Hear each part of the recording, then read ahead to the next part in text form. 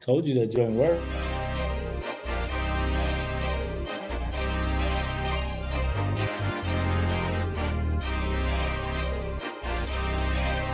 It's not bullshit, okay? It's real talk, it's facts.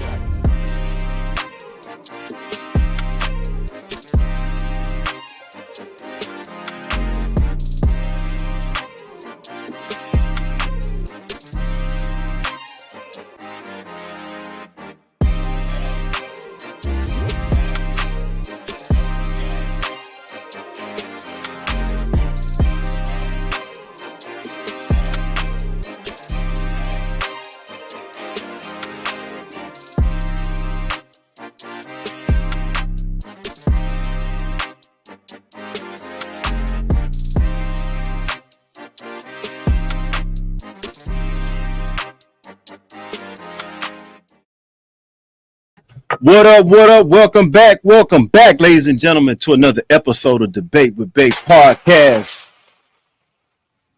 That's right. We back in the building once again. Shout out to Most Serious Entertainment and shout out to everybody at Most Serious Entertainment. Yet we back for another episode, the Sports Center of Most Serious Entertainment. I am your host, Mr. Debate with Bake, aka the man, aka the debate king. I always cook Cole on this podcast, but he kind of feeling himself this week because it is indeed, I hate to say it, as Cole deemed it, a New York Monday. I'm going to give him a little bit of shine today just because the Knicks looked so good yesterday, rather. So shout out to New York City, man. Shout out to the Knicks.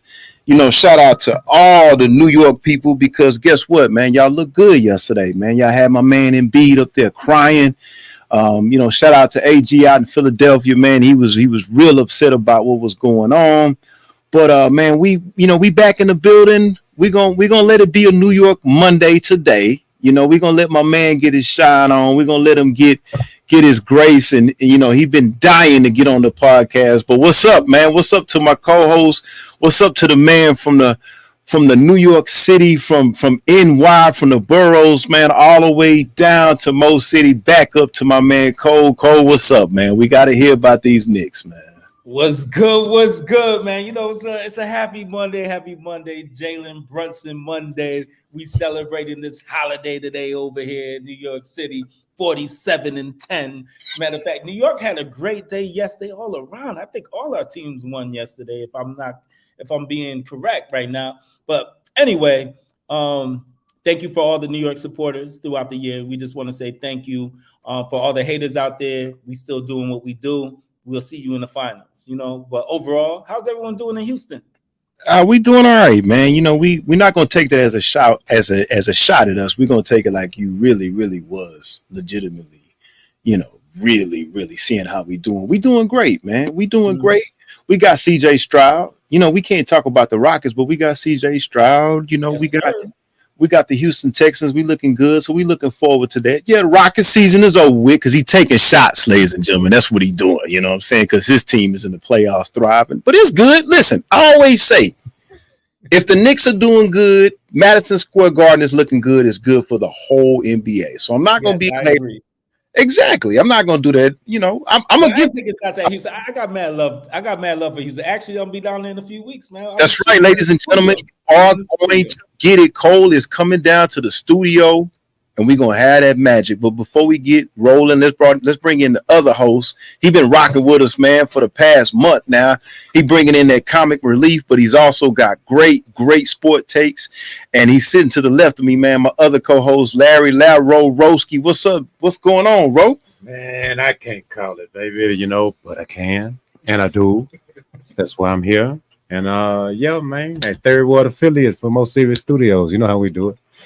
That's right. We already into it, man. Ro has been on. He's been coming strong with us, man, and bringing a lot of good knowledge here on this podcast, man. But let's get into it. Let's go to the man with the plan. Let's go with the number one producer in the business, Chuck, a.k.a. CEO, a.k.a. I'm going to name it the most serious Suge Knight in the house for Underdog Fantasy. Let's get it. Hey, what's cracking? Y'all know what it is, man. We deep into the playoffs. We got about 15 minutes before the Boston versus Miami game start. So let's get some bets in on that there, and then we'll keep it moving. We got a great show today, so I'm kind of anxious to get into it. So with that being said, right, let's go. Highs or lows, man. Boston at Miami at 6:30. Let's look at Jason Tatum, right? Y'all think Tatum okay, that's probably easy money. You think he gonna have higher or lower than 5 points in the first quarter? I say higher. Definitely higher. Yeah, he's higher.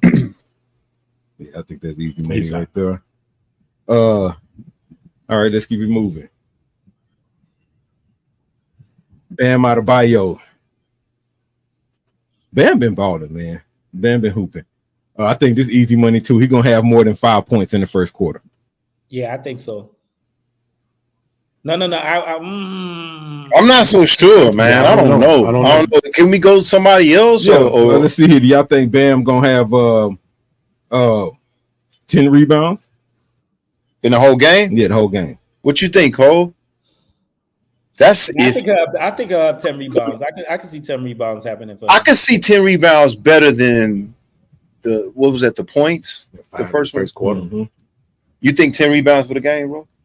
You think he'll have more than 15 points for the game? I'll go with that. I go with that. That's I'll go with the points. 15 Yeah. points for the game. Yeah, I'll go with the points because they rebound by committee out there. Exactly. And Bam is undersized anyway. I mean, you're going against Porzingis, other big guys for Boston. What you think about Jaylen Brown, man? You think Jaylen gonna have 6 points in the first quarter? Yeah, I like that. Cole? He or not? I could go with 6. I'd rather go with 21.5 points though. For the game, right? Yeah. So 2 points for the whole game. I could rock with either one, whatever way y'all want to go. Yeah, I like Jaylen in the first quarter and the total score. Let's go with 22 points for the whole game, and then let's get one more pick. Let's see here, somebody from Miami, like Tyler Hero. What y'all think Tyler gonna do? I'd stay away from that. Me too. Instead, is Jimmy out? I see 20 for him for Tyler if you want to do Tyler. Who else could we go for in Miami just in case? We might go with Tyler, but Yakamez. I'll go with Yakamez. He's been balling. What they want. Yeah, Yakamez been getting it in. He's been grinding. I think he'll have more than 5 rebounds for the game. That's definitely safe. I like that. Yeah. Definitely safe with that. Yep. That's definitely safe. We'll do that there. Did we get anything from last week? Did we win anything? I mean, the week before. The last time. Yeah, the week before we won 3 of our bets cleared, 2 of them lost. Okay. And so we made We'll take that. We'll take that. Yeah, shout out to Underdog Fantasy, man. We making some money for y'all, giving y'all a promotion, man. Y'all need to get behind us. But it's all good. I'm gonna say this. Let's give me one more. Give me one more on what y'all think about Drew Holiday. Ooh. 10 points if he could get that 10. He can get that 10 points. Easy. They have to if they want to win. I think that's easy. Mm-hmm. What about him getting like four assists? I don't know. Y'all more favor him on the points. I don't know if he has the ball in his hand enough for him to get that. But he's definitely good for 10 points. Yeah, he's good for 10. All right. Man, here we go. Appreciate you, Underdog. You know what I'm saying? We're gonna try to get ours correct. And we're gonna play. And like I say this every time, Underdog. We rock with y'all. We appreciate the opportunity to make some money. And y'all need to pay us for saying this shit. That's right. Shout out to Chuck. Shout out to Chuck for that Underdog Fantasy. Let's get it going. All right, let's get into it, man. We got a lot of things to talk about. We're going to definitely try to move through this as best as we can. But let's get into the NFL draft. We'll just do the first 10 picks. But let's talk about what happened. Chicago Bears, of course, took quarterback Caleb Williams. I don't think anybody was surprised by that. The second pick was the Washington Commanders, Jaden Daniels from LSU. Third pick was the New England Patriots, Drake May. Is it May or Mail? Whatever his name is. That's the kid from Carolina, ain't it? Yeah. Mm-hmm. Then next you got the Arizona Cardinals, who got Marvin Harrison Jr. The Los Angeles Chargers got Joe Alt. The New York Giants got Malik Neighbors. Tennessee Titans get J.C. Latham. The Atlanta Falcons get Michael Penix Jr. And then I left out the next pick. What was the next pick after that, Cole? I think that's wrong. Romo Dunson. Yeah, but what was the team? I can't remember. Chicago. He in Chicago. Chicago too. A Doozle or whatever his name. Yeah, and then Minnesota Vikings with J.J. McCarthy. Now, we don't have time to go through the whole draft, but let's just go through the first 10 picks. Okay, first question I got to ask for you guys on the panel. Was anything surprising to you guys? Was anything out of the ordinary? Was there a pick that you specifically like? Was it something that you dislike?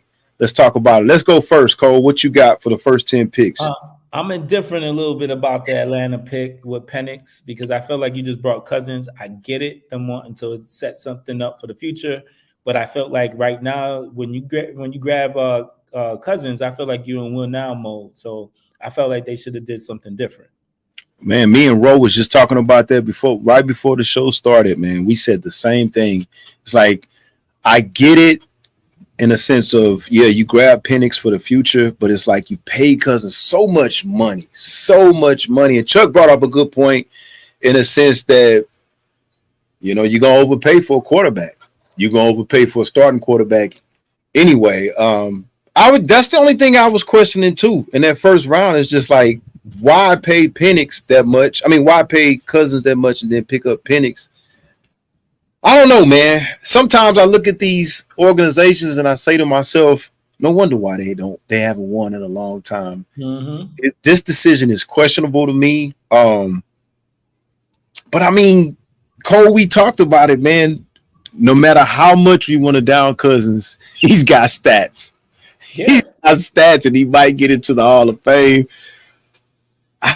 Man, it's just they paid a lot of money for him. Ro, what you think, man? Oh, man. Yeah, no, I'm all over that, man. Like I said, if I knew there was free money in Atlanta, hey, like I said, I got on my black and red, man. Look, sign your boy up. Like I said, Kurt, I appreciate it. Like, you got to put me in touch with this agent. Exactly. You've been stealing a long time. You know what I'm saying? I care not about your stats. I care about, I mean, I kind of got a bone to pick with the majority Anglo-Saxon quarterbacks on this list, to be all the way honest with you. Minnesota and JJ, it's like y'all won the Natty, but understand something. Michigan was loaded. Exactly. It's been a long time since a marquee name like that and the best talent available really won a Natty like that. Like Caleb was the hands down best quarterback in this draft. I mean, in this draft period, outside of Penix. And I mean, Atlanta, yes, like y'all went on broke the bank. Like I said, I knew it was money out there. You know what I'm saying? Everybody know it's money in Atlanta. You understand what I'm saying? But man, how old is Kirk? Does anybody know how old Kirk is right off the top of the head? I mean, he's got to be on the tail end of his career. Oh, he's been on the tail end since year 4, year 5 of his career. I mean, he's been on the tail end. All right, so Cole, let me put you in a situation. If you're the Falcons, tell me why you did this. If you're justifying this, why? What can you sell to the fan base as to why you decide to give Cousins all this money and then bring in Penix Jr.? I think the way I would sell it, I'll say that, hey, I think we only see Cousins being a bridge quarterback, meaning that we want to move on sooner than later and be able to bring someone young that could be our franchise quarterback for the future. I also would sell it that we see potential in Penix. We see the potential of him being a star quarterback in this league. He's young and he fits the mold of the players that we have around him with the receivers and the running backs that we just drafted, same age range. So that's how I would sell it to the community and to the Atlanta Falcons fans. So what is your realistic expectation this year? What are you telling the fans? Are we definitely winning the division? Are we definitely going to the playoffs? Are we definitely say that there's a great opportunity for them to make the playoffs with Cousins, and that we'll probably roll with Cousins for a year. If he does well, we'll roll with him for 2. But after that, then I think we're going to move on to Penix. So you expecting Penix to be ready within the next 2 or 3 years, best case scenario? I would say year 3. If I was a GM, I'll probably roll with Cousins for the next 2. Okay. And then get rid of him. Or I would see how he pans out this year. If we don't make the playoffs, or if he's only like 500, then I might be open to trying Penix, or at least being there, having a QB competition next year. All right. So, Ro, let me put it back on you. So, worst case scenario, Cousins comes in, he underperforms. Are you afraid? And I'm asking you as Atlanta Falcons GM. Well, let me back up, Ro. What do you, as the head coach of GM, what does Cousins do to get him pulled immediately this year? I think he pulls Aaron Rodgers. He gets hurt real early, real soon. So he gets exposed this year. Okay. And it's going to really put Penix in hot water, because Penix does deserve the opportunity to have a healthy quarterback, competition in camp. He needs to be able to learn. He needs somebody to groom him in his particular skill set, to be all the way honest, in my opinion. And it's like, Kirk isn't the guy. They haven't been. I mean, they could potentially turn him into who's the kid they just got rid of, Desmond Ritter, or something like that. They can potentially turn Penix into something like that. While Penix kind of his skill set, he reminds me a lot of CJ, actually, to be honest. It's like, he's not quite as solid, but coming off the injuries and upside, I can see him as a little baby CJ out there. He looks like CJ to me. So, Cole, what does that offense look like for Atlanta? Is it pass first? Is it a combination with Cousins at the helm? I think it's 50-50 because you don't have two of the great running backs in the league and just totally go to pass. You would be John Robinson and Ali Ujair. I think you gotta be 50-50. I think it depends on your opponent, and then you figure out, okay, this is an opponent we can run on, or this opponent we can pass on. I still think that they may need another receiver for them to be right, because there's no Justin Jefferson over there. Yeah, they got a great tight end, and they got a great London or whatever his name is on the outside is a great receiver. But I still think they need one more piece in at least as far as receiver wise. But with Cousins, I think that being a veteran that he is, he could make that average player a little bit more than average, I guess you could say. Right. Y'all see them winning the South? Y'all see them winning? I see them contending for the South. I definitely think I'm not a Baker fan, but to Baker's credit, I mean they're the dogs of their division right now. They won the division last year, and if they can do what they did last year but build on it and keep everybody healthy, I think they should be the favorites to win the division because we don't know what Atlanta's going to look like. We don't know what Cousins is going to look like. We don't know. That's why I asked Cole, what does that offense look like? Because we don't know. We just don't know what they have. We got a bunch of numbers with Cousins. I think this is Raheem Morris's first year as a head coach. We don't know. There's so many unknowns in Atlanta. So, again, you have to have, as much as I don't like Baker, I have to still favor them in the South. But I do think Atlanta, push comes to shove, I do think they contend for that division. But I have to favor the Bucks. Now, let me say this about the draft picks. I'm very excited about the Commanders. Call me crazy.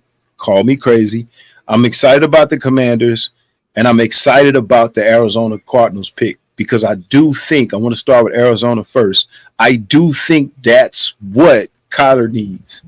I'm not necessarily an advocate for Kyler, but I've seen little spurts of him being pretty good in this league. The fact that he has the legs, now he's short, but we are in a time where short quarterbacks can thrive thanks to Russell Wilson, Drew Brees. But I think if he can stay healthy, I think Harrison is primed to be a great receiver in this league. That's just my opinion. I'm not really basing it off of stats. I'm just basing it off the naked eye. I think that's a big pick for the Arizona Cardinals. If they can stay healthy on offense. Go ahead, bro. Do y'all see a tremendous distinction between Drake May and whoever they just got out of there? Well, I guess he's still there. Isn't he still there? What's his name? Mac? May is with who's the kid in New England? Who's there? Mac Jones. Yeah. I just don't see a big distinction. I'm like, why would y'all do that? And it's like they're gonna continue to fall simply because that Belichick system not there no more. That's Gerard Mayo or whatever the guy's name is. Right. I don't know what they were thinking with that. I'm not going to judge the kid because I haven't seen much of pro day. I wasn't impressed with him in college, to be honest with you. I don't think he has the NFL game, but I don't know. New England's always been like that. They've always been like that. That's why you brought up a good point in terms of, it's like they replacing Mac Jones with a college version. Right. I'm with you. But and to go to Washington, I don't know why, man. This Daniels kid is something about this kid, man. It's something about his athletic ability. And just because the fact that, I'm going to base it off two things that y'all going to probably think are not reasonable. This is just me. I'm being superstitious because I'm so tired of seeing Washington be average. Number one, Magic Johnson is over there. He's an executive over there. Magic's a winner. Magic, Magic is a winner. You know what I'm saying? Magic seems to know. I don't know if he knows football, but he knows winning in sports. He helped the Dodgers. Of course, Magic has been a part of the Lakers for years. And number two, even though this kid he's not Caleb in a sense. Caleb is more filled out, more physically imposing, but this kid has some good natural gifts. He can throw it and he can run it. He's a dual threat quarterback, and I think Washington can put something together with that package. I don't know when the last time we've seen Washington with the athletic quarterback on a consistent basis. Maybe RG3. Might have been RG3. Right. So I like this kid. I think he's got a great upside. He's going to have to hit the weight room. But if they can get a package around him that favors him, I think it's a promising pick in Washington. Cole, what you think about that pick with Jaden Daniels? I like it. I think that Washington's weird though, man. I feel like they're always in transition. So I think that's the only thing that can hinder Daniels from becoming the quarterback that he's capable of being. But I think if they take their time, they use the run game a little bit more. I think they have some pieces with McLaren, and they have a decent tight end as well. I think there's some opportunity there for him, and he's in the NFC East. I feel like you have Philly, you have Dallas, who should make the playoffs. I feel like Giants, you don't know what you're going to get from year to year. You might get the surprise, make the playoff team, or you might get the bum Giants.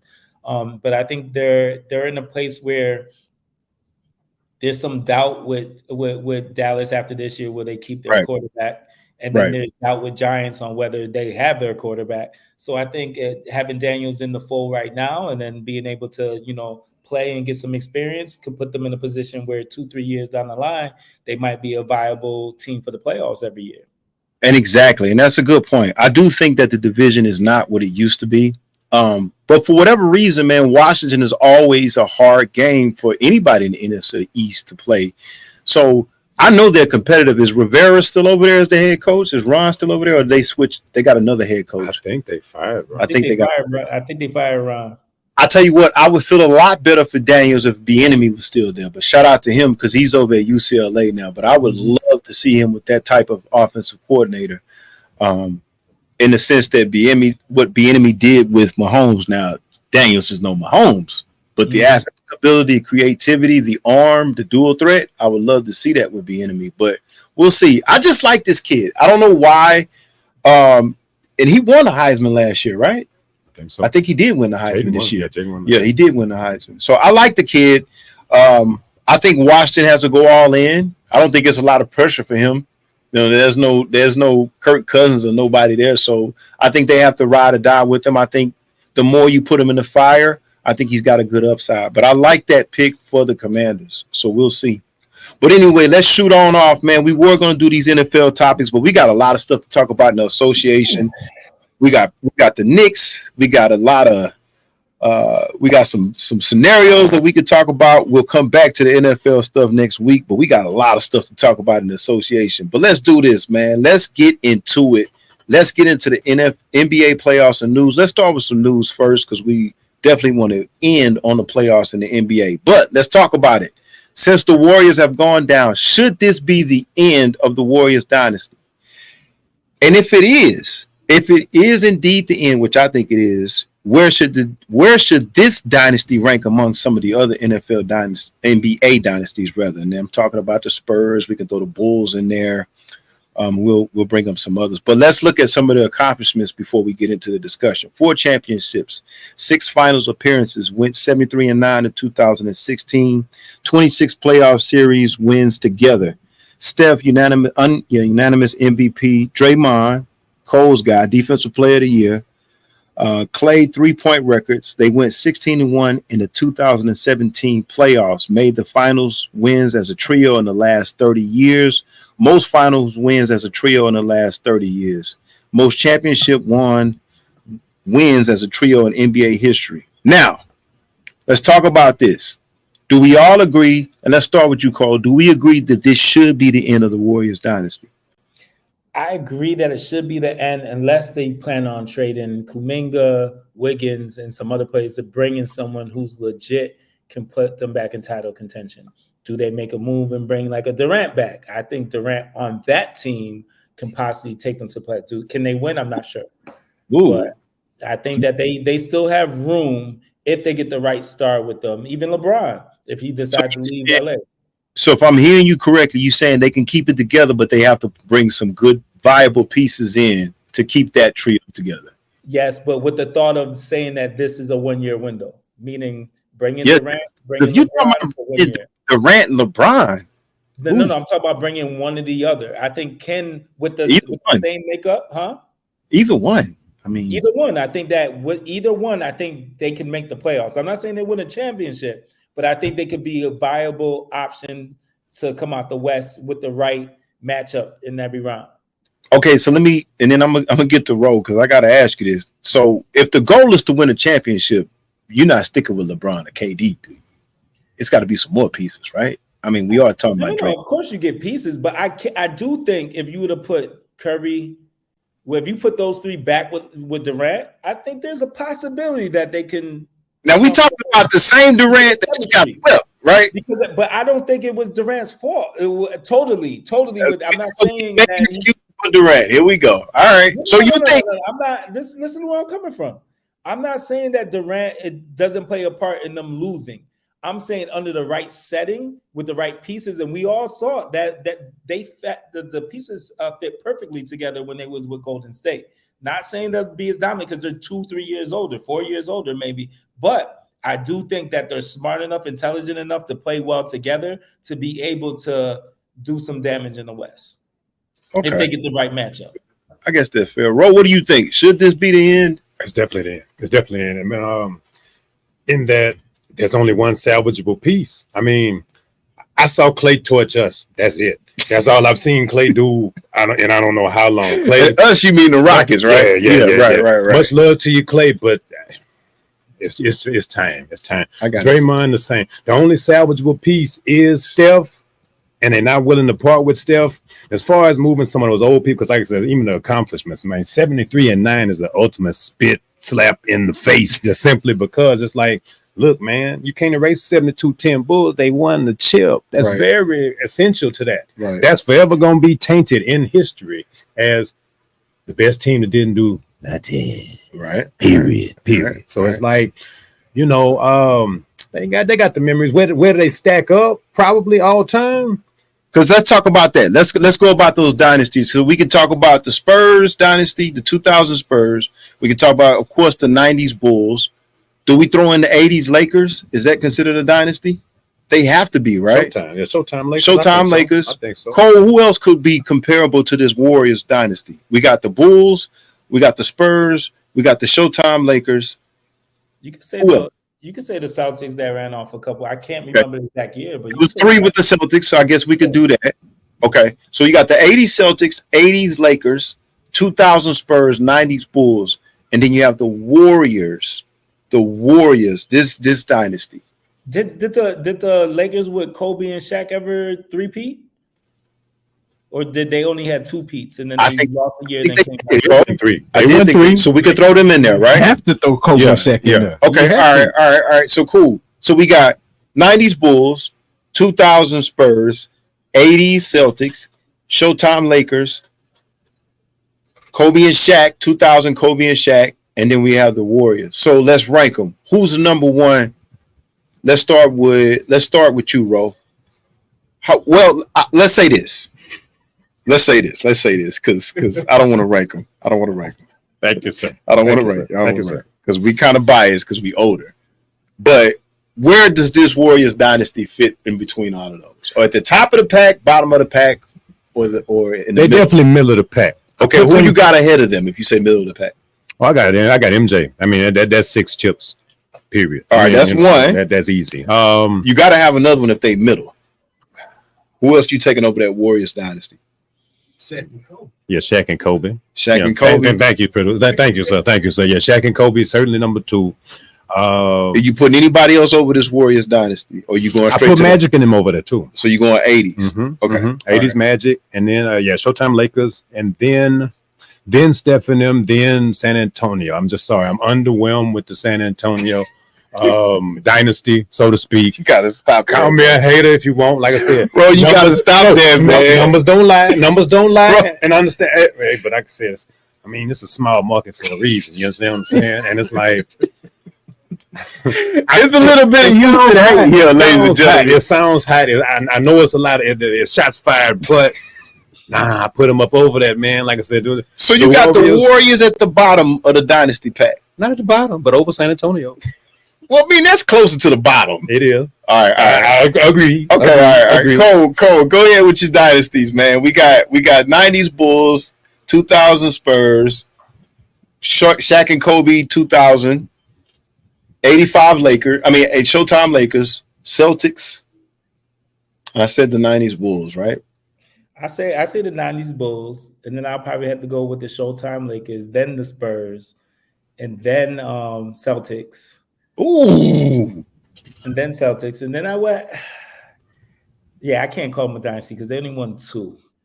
But I would have I like Detroit Pistons for a while. We can't put them there. Oh, that's not a dynasty because that's what I said. We can't because they didn't win more than 3. So they got to win. I put Golden State afterwards. So you put them at the bottom too, right? I put them at the bottom. I think we all biased because we 90s, 80s babies, man. Because it's like, because here's the thing. All right, let me give you. Hold on. I gotta address. Listen, I gotta address this. What's going on in the chat? Somebody said Isaiah Thomas. I'm not gonna say who that is. I'm not gonna say who that is because I'm not gonna even give that person credit. But somebody said Isaiah Thomas. I mean, is this what we getting as far as debate with Bake? I'm not gonna even say her. It's a female. I'm not gonna say her name. All right. So, all right. That just messed me up with the whole Isaiah Thomas, man. Zeke, okay. I'm gonna let you rock though, because Isaiah was with the Knicks for a little bit, yo. So anyone with the Knicks has a good foundation. I know, man. It's a Knicks Monday. But y'all calling I'm good with you. I'm good with you over there. Team with Zeke and them that won a chip of dynasty. Nah. They only won 2. Because if that's the case, then we just doing back to back then, and I can't. Then the Rockets got to be in there. And I don't want to do that. I want to say 3 or more. No, so I agree. So for me, it's 90s Bulls. Man, I like. As much as I understand, Ro, I cannot. And the thing about it is, it just looks so dull with San Antonio. It's like it's not what you want a dynasty to look like. It's bland, but I gotta go with them number 2. I gotta go with the Spurs because I think arguably they have the best power forward of all time. I'm gonna rock with the 85. I'm gonna rock with Showtime after that. Simply because I watched Winning Time, even though that was the beginning of it. But I watched Winning Time. Shout out to HBO for that series, man. If y'all ain't watched it, check it out. Check out Winning Time, man. How they broke it down and Magic Influence. And then I'm gonna go. Here's the thing: I got Shaq and Kobe Lakers, and then I got Golden State. Now, y'all gonna be mad at me. I'm gonna put Golden State ahead of Shaq and Kobe Lakers. I'm gonna tell you why. They won more chips. They won more chips, and then the competition just wasn't. Shaq and Kobe and them were just. I mean, who did they play? Indiana, New Jersey. Like Indiana would have broken down Reggie Miller, but Cole might not like that because he lit the garden up. Ooh, the choke symbol. All right, forget. I mean, they beat Ive. You know what I'm saying? They beat Ive and them, but and you got to give his thing, man. You got to give Ive a lot of credit because that Philly team wasn't that good, man. That's why I got to put the Lakers at the back with that, man, because at the end of the day, it was like they ain't really had no competition. Because they got bled when they started trying to add them pieces. They tried to get old man Malone, Peyton. Yeah, that's when they got snuffed by the Pistons. So I'm gonna put them last. I'm gonna put the Warriors in there. Yeah. So the only thing I have a problem with the Warriors dynasty is this: Draymond Green. Not Draymond, because at the end of the day, for what he was doing, it fit. You know what I'm saying? It fit. But what was he doing? What was he doing?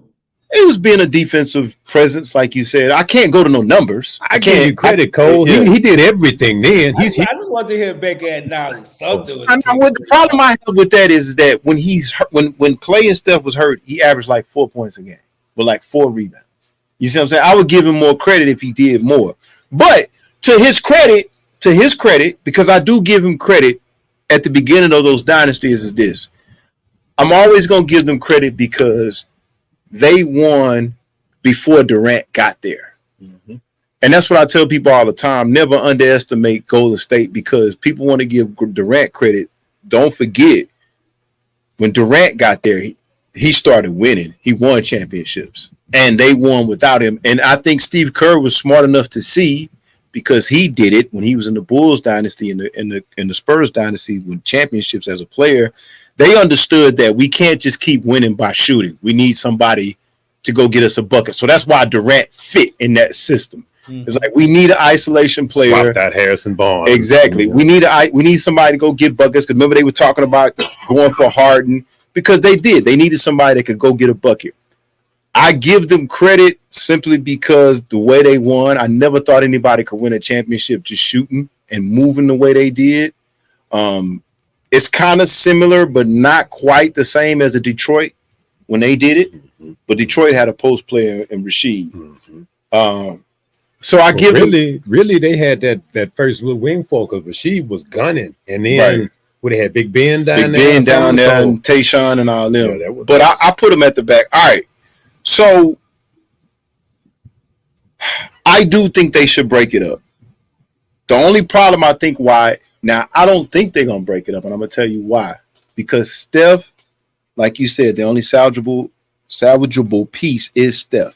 But Steph made it known publicly that he wants Draymond and Clay there.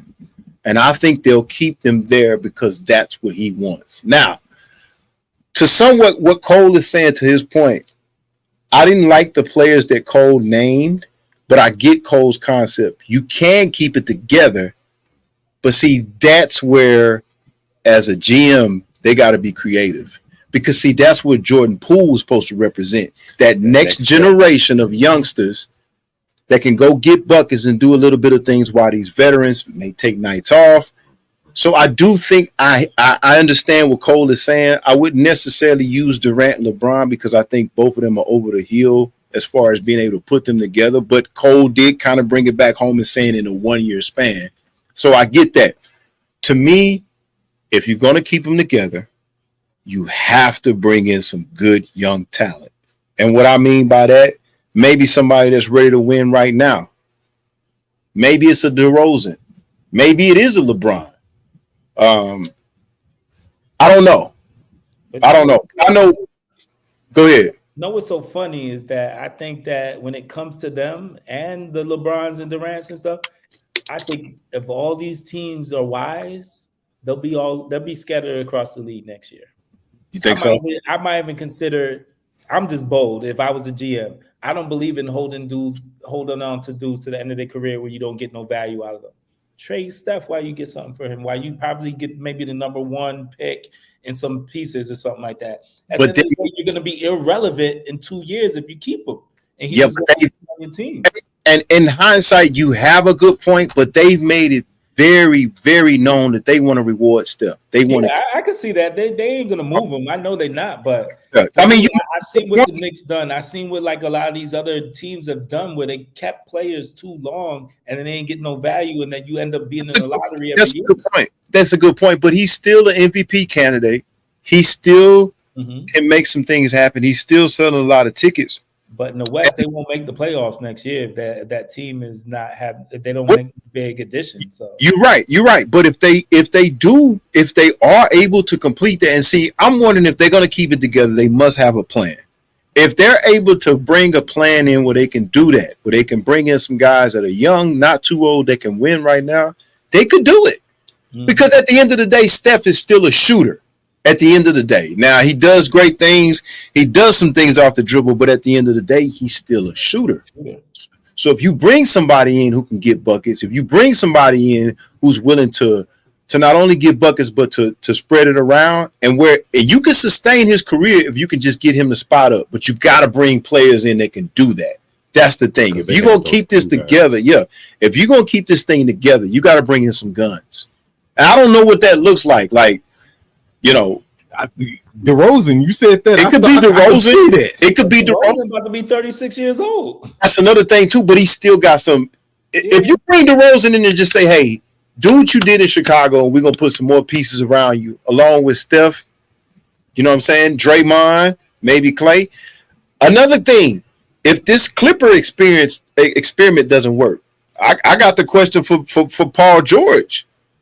Or You the know? Phoenix experiment. Exactly. If think, Phoenix yeah, breaks Book is good off, money. Yeah. Phoenix has to do something regardless. right. And that's why I say, Cole, to your point, if they are going to keep this together, which they are backing Steph, and Steph says he wants these guys here, they're going to have to do something like that outside the box. They're going to have to bring somebody in that can win, because you can keep it together, but you cannot rely on them on a nightly basis.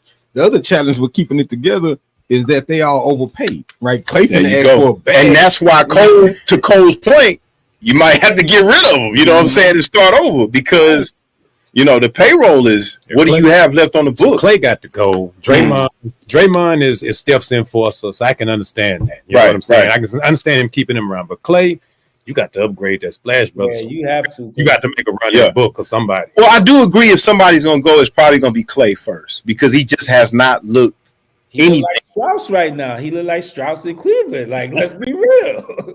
Let's be real. I can get another Strauss in the league. Shoot. Hey, so I'm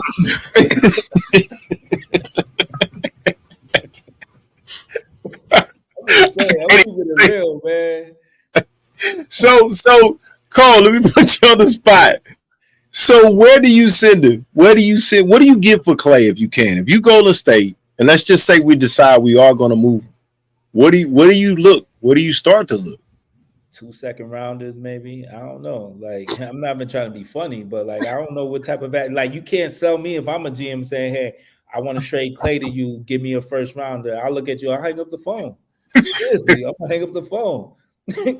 Give me 2 second rounders, maybe like just cut them and I'll pick them up off the waiver so you don't have to pay that salary. Maybe, I don't know. Maybe do you like that? This scenario here, should the Mavericks take him based on their system of shooters around Luka? I think that could work, but he hasn't even been shooting good. Like, I feel like his shooting honestly has been a little suspect the last It year. has. Like, picking him up is like picking up Victor Oladipo and hoping that you get something out of it, yo. Like, I'm not even trying to be funny, man. Victor was nice, but his time is past, man. Retire. So you calling for retirement on Clay? He's not there yet. Maybe another year. Like, if he has another year like this year, then he should just do it off of like to keep his legacy. You know what I mean? Because if he So, Ro, what would you do with him? Send him to Washington, try to get pulled back. Okay. I understand that.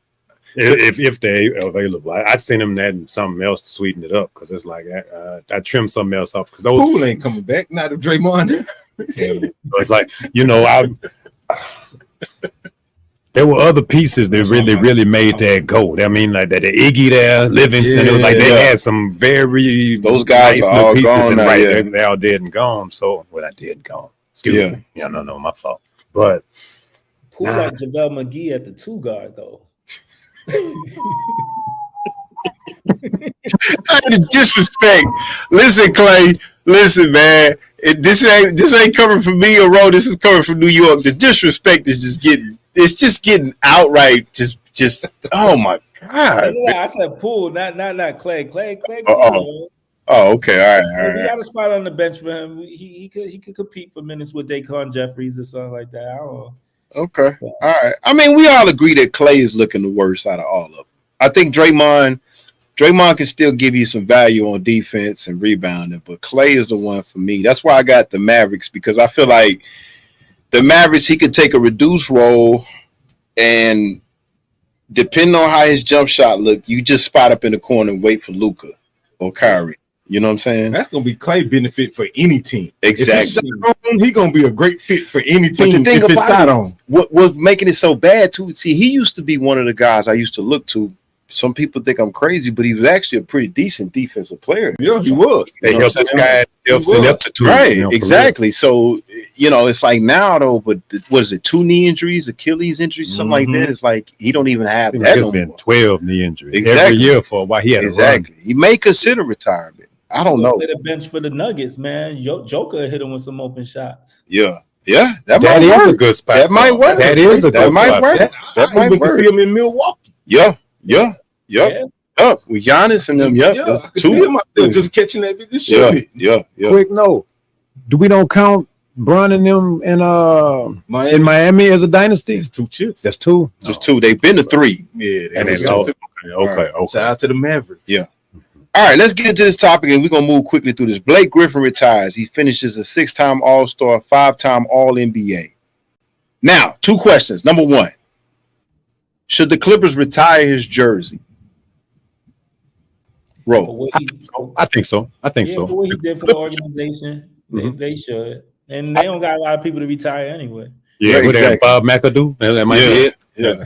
Darius Miles, no, I'm joking. Darius Miles. What? Yeah. No. I said that as a joke. I said that. That's a good point, Chuck. He ain't won He ain't won nothing. but as far as for the organization, he is probably the best player that's ever came out of it. Yeah. The best that came out. Yeah. Him and Danny Manning. We CP. We CP all day though. On the Clippers? Yeah. CP, Blake wasn't him without CP. Nah. Lob City was because of Nah, CP. Lob City. and Listen. then Lob City was because of Listen. CP, Listen. averaging 15 assists. Yeah, but at the end of the day, the poster child for the Clippers was Blake Griffin. Yeah. CP was throwing at CP. You're right. CP was the orchestrator, but the poster child, the dude that went to slam dunk contest and brought everything back to the Clippers was Blake. Yeah, You know what I'm saying? I can see that. State Farm commercials, I think, whatever Yeah. it was. He's had some commercials. Exactly. I mean, and that's the best part of his career. And for us, that era was disappointing because we thought they had a chance to contend for a championship. Now, I get what you're saying, Chuck, and that may, for me, what you saying as far as him not may be for me the Hall of Fame. Should he be in the Hall of Fame? Now, you could probably say no. No 'cause he HOF, but you Right. get your jersey up. Right. Okay. I think for I the can give you Clippers that. as an organization, Yeah, Griffin yes. jersey in the yeah, Raptors. yeah, because he's one of the best players. Now, I got Hall of Fame here. I just don't think he did enough. Period. Whether it be college, and he was an exciting player. He only went to 6 All-Star games. He was more of a media superstar with the Lob City. He was a 5-time All-NBA. That's big, but what has he done team-wise as far as winning that set him apart? Did he change the game? Not really. I mean, truth be told, we have seen Lob City. We don't give it credit, but we got to go back to Peyton and the Rain Man. Facts. Big old facts. You know what I'm saying? It's just that we didn't have the media.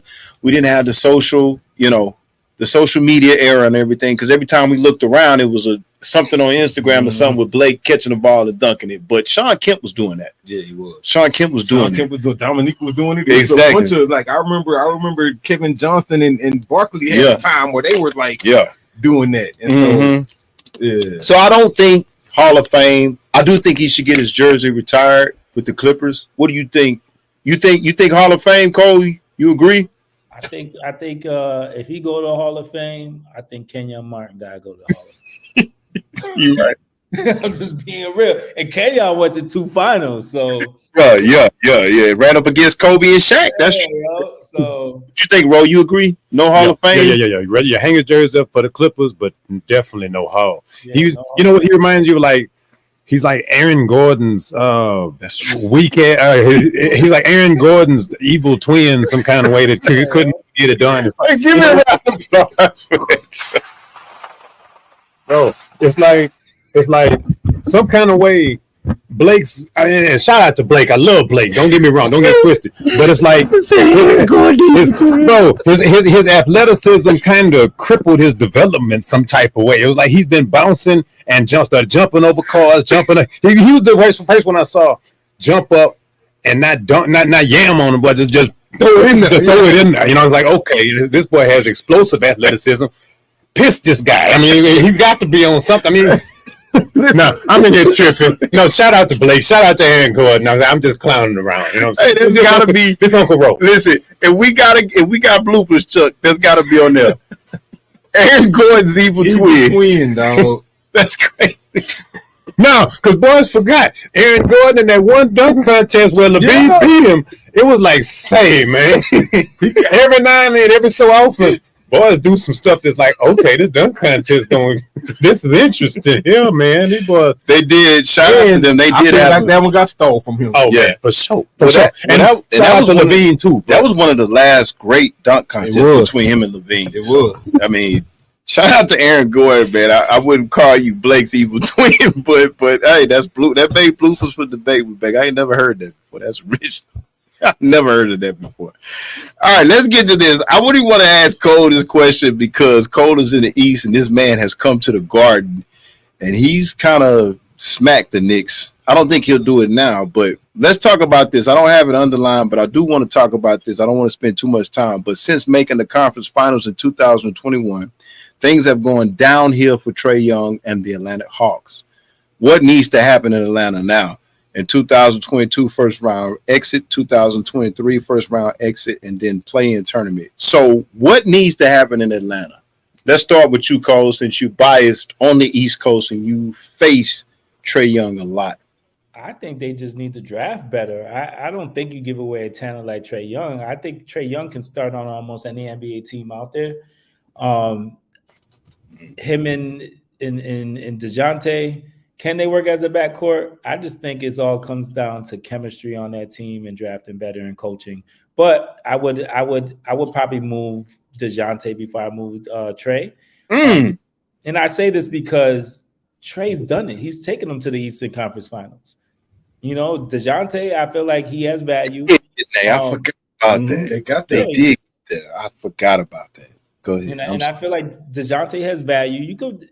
I think what they need is a physical wing, or honestly, know what perfect trade would be a Durant for DeJounte because they need a point guard in Phoenix. You know, and I feel like you can't get rid of. I feel like Bill. I don't know. Bill is probably the most overrated superstar. He's $251 million. There you go. I think that's a perfect trade, like a Durant for Trae Young, for DeJounte Murray. I think that will work out for both teams. I think it's the type of player that Trae Young needs next to him is someone who knows how to win, who can score, who can take pressure off of him. He won't have to have a big game every single night. So something like that I think can work, but get rid of DeJounte. I think that, and then add a big wing. And I don't know what that wing can be. Mikal Bridges, maybe, I don't know. They just need a bigger wing and someone who is a better fit for him. Bro, what you think? Well, shout out to my brother Feet back at the crib. They need to sign Caitlin. They need to sign well, they could sign Kirk Cousins. Atlanta giving away money, man. Well, let me explain this. I'm gonna come back to you, bro. Shout out to Feet because Feet said this in the chat. He said he started the chat the other day. Shout out to Feet in the chat. He said, "Man, I think Caitlin Clark is better than Trae Young all day." Nah, Trae is all right, man. Y'all disrespect ability. I'm tired of these shooters, these deep range, and you have this defensive handicap. You have this aversion to playing defense, and it's like you have to scheme around this, and that's a football game plan. Yeah. I can't hide your liabilities on defense on the professional level, and you command. They've been doing it for Curry for years, though. But that's your boy. That's Draymond. That's why he didn't have a job. His whole purpose in the league. That's true. Your whole view of Draymond, matter of fact, is based on the fact that they disguise that ineptitude so well. You know what I'm saying? It's completely. They played defense by committee out there and made a dynasty out of it. You know what I'm saying? In addition to magnificent shooting, everything.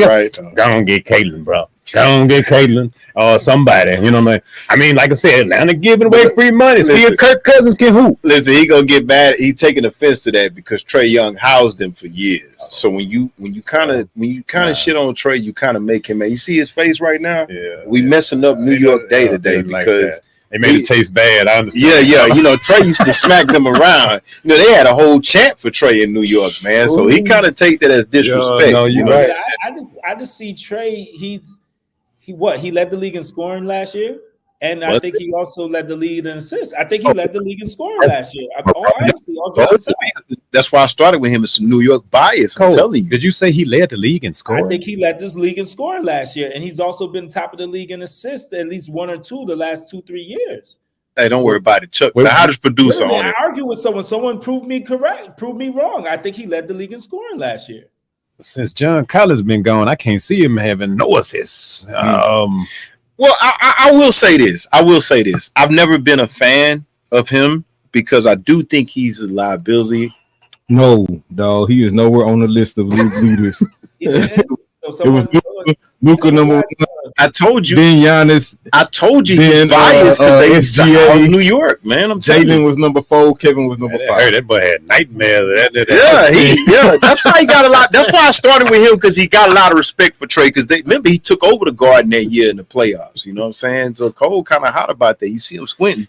You know what I'm saying? No, I'm looking at it right now. It said, Look. let me make sure this is real. But it said Trae Young becomes second player to lead the NBA in points and assists in the year 21 and 22 regular season. Okay, so year before last. Yeah, year before last. Okay, so you give him credit for that. All right. Well, look, You have a player that does that, and he took his team to the Eastern Conference Finals. Yo, it's kind of hard to not give the dude credit where credit's due. I mean, y'all both make a point because at the end of the day, what Cole is saying, you can't ignore that. But for me, I understand Ro because that's been my biggest criticism of him is just like he's just such a liability on defense. And maybe if you do have a Draymond back there, or maybe if you do better with that team, like Cole said, maybe if you put some more people around him because he is such a liability on defense. I think it's both, man. I think I could see a scenario where you would keep Trae because he has done big things for the city. And I mean, yeah, he has brought back because prior to Trae Young getting there, were we really looking at them for anything in basketball for years, right? Did they have anybody? They had some nice team. They had that Al Horford, Josh Smith team. Yeah, but that was way back in that was like is Horford that old? Yeah, that was a long time ago. So to Cole's point, he did bring back kind of like the zeal for basketball in Atlanta. I'm not ready to move away from him, but I do think if you keep him, you do need to stack that team. Yeah, because it's everybody in the front court. I really like him in DeJounte in there, and in the back court, but I mean, they just keep trading pieces away, swapping them out. Like I don't think that I like Murray, but I think to Cole's point, I do think Murray is probably the more tradable, valuable piece. A 6'5", 6'6", and I actually think if Murray gets on his own team, I think he's got a shot to be a superstar. I kind of see him in the same space as De'Aaron Fox, long, lengthy point guard. But I think Atlanta. Yeah, I think he does need a shot. I never liked them playing together, because I think both of them are point guards, even though Trae is more of a shooter. I just think Atlanta needs an overhaul. I really do. I think they need to start over. Keep Trae. I think that power forward is nice to do. Yeah, that's what I was about to say. I can see the guy. I can't think his. I think it's Jalen something. Y'all. Yeah, I keep him and just start to move things around because at the end of the day, you got a city that will get behind their team, but you got to do a better job. I think the problem with Atlanta is management. They have done a piss poor job, and that's on ownership in the front office of putting players around.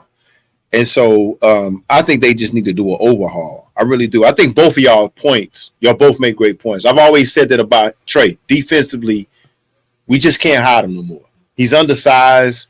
He's soft. But at the same time, I do understand with Cole, much to the point I was just saying, is like he's brought the zeal back to Atlanta for as far as basketball. So I do want to keep him. I think it's up for the front office. If I'm ownership, we got to look at that front office and making some changes. Shout out to Ice Trae, man. That's right. Get in that weight room, baby. Yeah. But I mean, I knew Cole. That's why I went to Cole first, because I know Cole got a healthy respect for Atlanta being what they did to New York.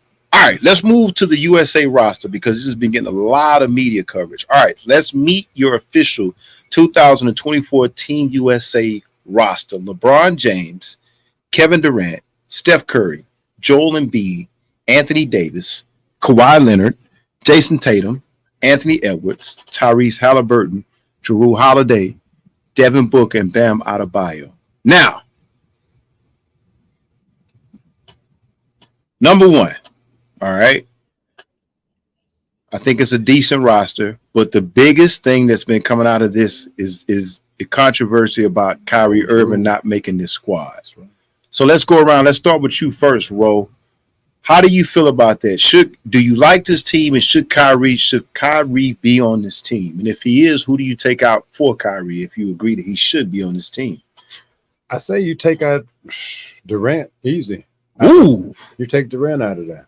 I mean, Durant's a bucket, but at the same time, this is almost like an evolution. Well, not even evolution, just a historical lesson in what's going on. It's like you send Brian or don't send him. You really don't lose much sending him or not. Kawhi the same way. I feel that.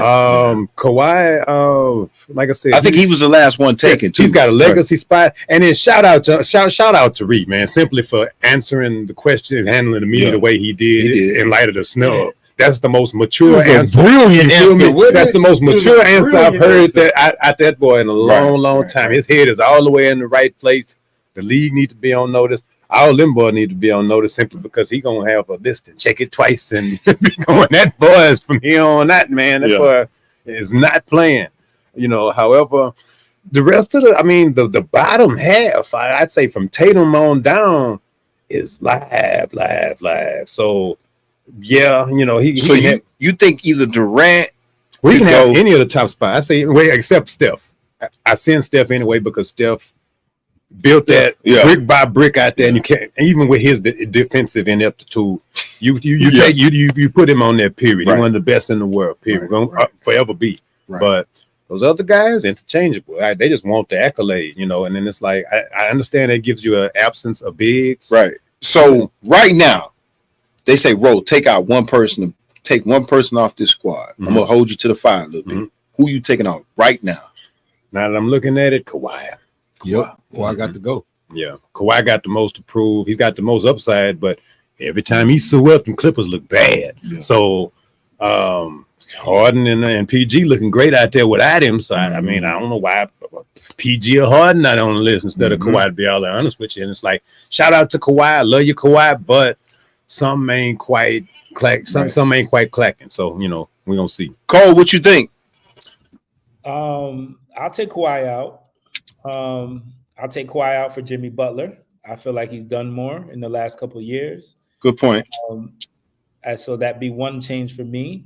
I feel like there's Jalen Brunson would take someone else's spot. I'm sorry. I have no issue taking out any of those players for Jalen Brunson. And I'm not even trying to be a hater. I just think that Jalen Brunson is proof. He's probably earned a spot, right?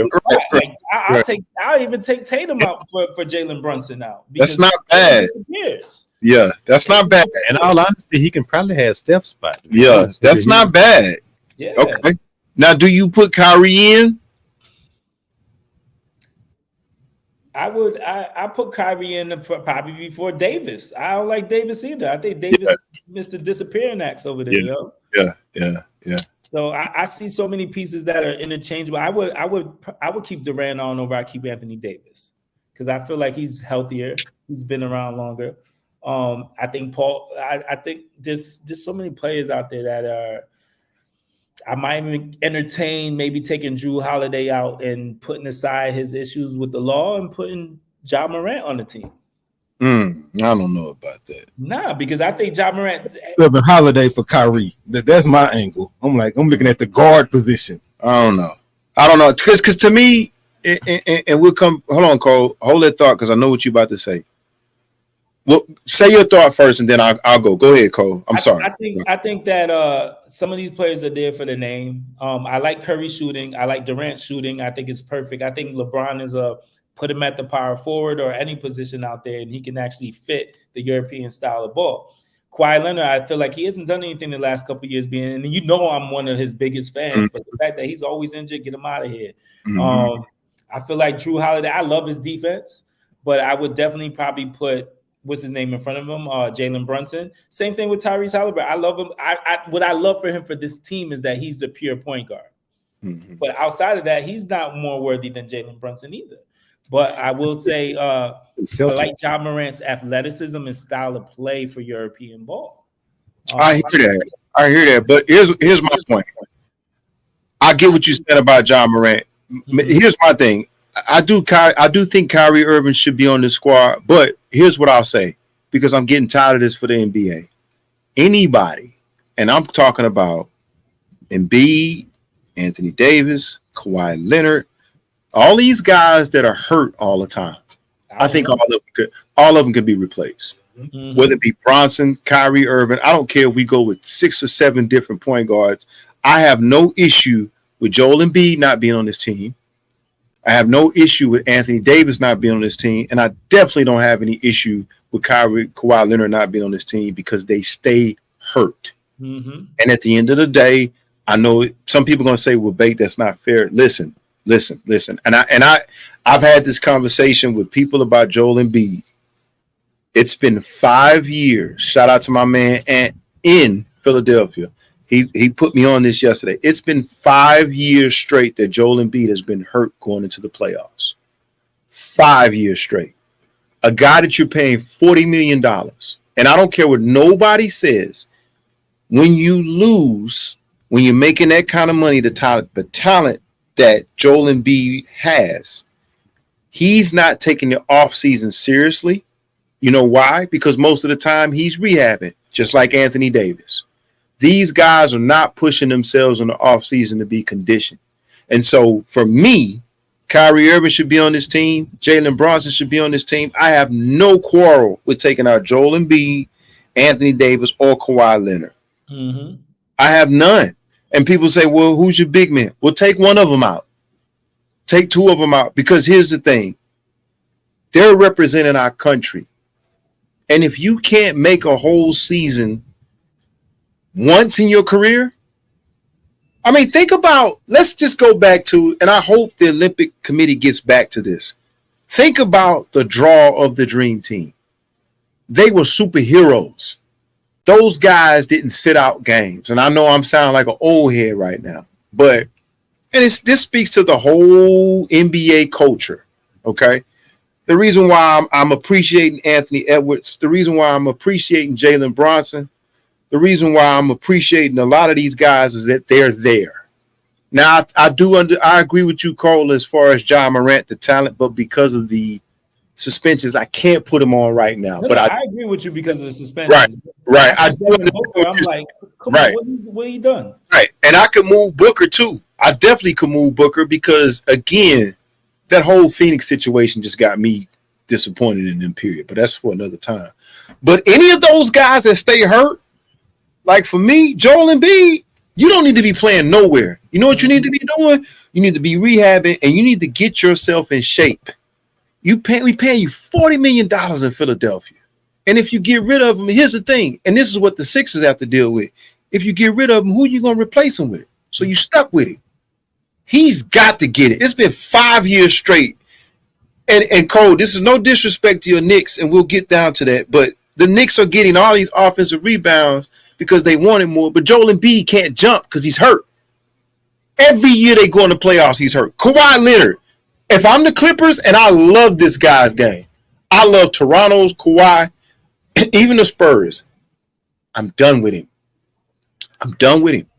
I say that respectfully, I'm sorry. I'm done with him. He has not been healthy in the playoffs since he's come to the Clippers. I'm done with him. Whatever he's doing. They just paid him, right? Exactly. And plus they're showing me James Harden and Paul George are figuring out ways to win this series. So I'm done with him. I'm tired of waiting on him. Every year I got to do this, you know. Paul George, I'm actually a little offended that y'all ain't give me a contract and I played more games than him. Exactly. So I'm definitely if I become a free agent part, I'm exploring, you know. And they probably looking to break up that experiment for the Clippers anyway. But I'm saying that to say this: Bronson, Kyrie Irving, any of those guys can replace those guys I just named who are hurt. As a GM, I got to start to look at that because here's the thing. It's not just bad luck on a professional level. You get paid millions of dollars. Hire a chef. Get you a trainer. Spend more time in the gym. You shouldn't be like Joel Embiid shouldn't even be thinking about playing for Team USA. What he's giving Philadelphia right now. I'm not talking about the points. I'm talking about the production. The Knicks are practically going in the paint every play because Joel Embiid is not helping them. There's no fear of him blocking shots because he's hurt. So any of those guys, I think Kyrie, Bronson, any of those guys, for all the guys that's hurting, get them all out. All right. Right now, we got our red hot playoffs going right now. We got some great play. I'm going to ask all you guys, who's your best player in the first round and why. For me, my pick is Anthony Edwards, and Jalen Brunson came right underneath that. But I'm going to go with Anthony Edwards as my best player in the first round. 28 points a game, 7.7 rebounds a game, 6.3 assists, 2.3 steals a game. I think Edwards is if I had a round one player of the round, I would say is Anthony Edwards. I don't think nobody's looked better than Anthony Edwards. I think Bronson is right there. I would say Edwards is 1A and Bronson is 1B. But Edwards has just been phenomenal to me. That whole Minnesota Timberwolves squad, I mean, they look good. They look real good. I got Edwards as being my best player in the first round so far. Ro, let's go to you. I'm going over there. Shout out to them Pacers, man. It's Hadley right now. Hadley has been cooking right now. Hadley's had a coming out party, reminiscent of anything else. Minus all these other developments and in the resurgence of, like, say, a Harden or Paul George or something like that. Nah, it's these new kids, man. Hadley is really cooking right now. Shout out to Hadley and them, man. Pacers. Cole, who you got? Are you rocking with Bronson? Yo, Brunson's my guy, but I'm with you with 1A and 1B. Know what it is? Edwards is my favorite player, man. He's my favorite, and I'm a Knicks fan, but Edwards is my favorite player. But yeah, I gotta go with Edwards, man. But I will say it's real close. Like it's literally like 1A, 1AB. it's seriously, man. Bro brings up a good point. Halliburton is definitely playing well. I could throw the Magic in there. Was it Piola? I always say the guy's name. Is it Pablo? Banchero. Let's just say his last name. He's playing well with Orlando. Donovan Mitchell. Mitchell is playing well. I think I'm just impressed with Minnesota. I think the passing of the torch has definitely happened. I think that now it's time for the NBA to make Edwards the face of the league, because I think he's also funny. I think he's young. And he's everything that you want from a young star. Like you see Tatum's and stuff, they disappear. But Edwards, he loves the limelight. He plays both ways. I think he's the face of the NBA. And then you put Wemby there next to him. And then you also shine the light on players like Jalen Brunson, Banchero, and Halliburton as rivals or something like that. So I would throw Fox in that bunch too. I would throw Fox in that bunch. All right, let's talk about it, Cole, because I know you've been dying to talk about this New York Monday. But let's talk about the gutsy performance in Philadelphia. Now, Bronson finishes with a franchise best 47 points with 10 assists. He is also the first player in NBA postseason history to record 85-plus points and 20-plus assists over any two-game span. All right. Now, what's impressive to me is definitely that what Bronson did. I'm a little bit concerned, Cole, and I told you that off the air, but I'm also very, very impressed by, how do you say that guy's name, Cole? I don't want to mess it up. OG. Anunoby. OG. Just call him OG. OG finishes, and this is yesterday's game, with 16 points. Now check this out. OG gets 14 rebounds and Hart gets 17. What is that? 31 rebounds in between those two to finish off Philadelphia yesterday. And again, shout out to Bronson. My only concern, and I told you this off the air, and it makes sense now when you were talking about Randall being there. I counted a possession yesterday. I can't remember. I can't go to the specific. It was probably in the third or fourth quarter where Bronson, I told you, he at least had 20 dribbles in the possession.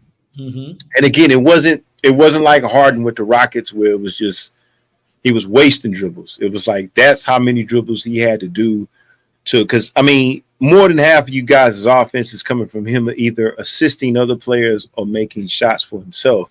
And I wonder about that. That's the only negative comment I have about what he's doing is how long can he do this, the load that he's carrying. And I just worry every time I see him get hit, I'm like, oh, is he going to get hurt? But 47 points and 10 assists is incredible to me. And think about it. How tall is Bronson? Was he 6'2", 6'1"? 6'1". 6'1". And to all those young guys out there, what I love about Bronson the most and what I'm hoping basketball gets back to is the 15-foot game. His 15-foot step back, his 15-foot is not all threes. It's bringing me back to the Jordan era. A lot of people don't understand that's what made Jordan. It was a pull-up 15-footer the pull-up fadeaway 15-footer. Mid-range. The mid-range in between game is such, it's a lost art in basketball thanks to the Stephs and the Hardens. But what he's doing is incredible. But I mean, you got 31 rebounds between two wing players. I mean, OG is probably more of a power forward, maybe a center sometimes, but that is incredible. And it goes back to what I'm saying about Embiid. Now look at Embiid in the fourth quarter. 1 point, 7 turnovers, 5 fouls, and he goes 0 for 5. 0 for 5. And here's the funny part about Embiid. He's still scoring 31 points, not even being 100%. So just imagine if he took one off season and really took care of his body. And I'm not talking about rehab, I'm talking about getting in shape. See, the problem with Embiid is that every time he gets in the season and he says, all right, I want to do more, and he starts to do more, his body gives up on him because he's not in condition. All right. But shout out to the Knicks, man. Cole, that was a very gutsy performance. I know you were nervous. Now, the Knicks are up 3-1, or is it 2-1? 3-1. No, they ain't win 2. They ain't gonna win 2. So Okay. it's gonna be 4-1 tomorrow. All right, so let's just assume that Philadelphia's gonna win. Who do you want to see next round, Cole, and why? I want to see the Pacers, man. We could see Jalen and Halliburton go at it, man. See the best 2 point guards in the East. And of course, you got the Knicks winning. How do the Knicks beat the Pacers? Playing defense. I mean, offense speaks for itself. We just play defense. Pacers don't play defense. They just getting a broken down Bucks team, man. So they out there hunting. You know what I mean? But at the end of the day, that ain't gonna rock with us. You let us score, we gonna score. But the difference is we could lock you up. Cole, just trick question for you. How you feel about the Knicks Pacers with Spike Lee in the building? Oh, we feel good. We feel good. He might shoot a movie. You never know. You never know. It might be the new version. You know what I mean? 2024. Oh, man, there you go. All we had to do was fire him up, man. All right, series, the year that we got counted out, Julius Randle broke his shoulder, dislocated his shoulder, but the Knicks win the chip. You know what I mean? Yeah, I got to think of moving on from Julius sometime too. No lie. Nah, we ain't moving on from Julius. He gonna be all right. He's gonna be all right next year. He's gonna be good. Chemistry change if Julius. He better than Anthony Davis right now. Oh, no facts. Well, I mean, hey, hold on, man. More consistent too. I ain't co-signing that, man. My man, I ain't co. I thought I was getting carried away. The Lakers would trade for him right now. But they wouldn't be down right now in the series. They had Julius. I'll tell you that. You like Julius like that, huh? I dislike when he don't pass the ball and he hold it too long. But I could say one thing about Julius. Tibbs will play him 35 to 40 minutes a game, and he'll play all 82 games in the season. He won't complain, and he show up. He hustle hard. He might do stupid stuff, like just because he be a little slow sometimes. But I could take slow with hard work. I get that. So, hey, let's ask the chat.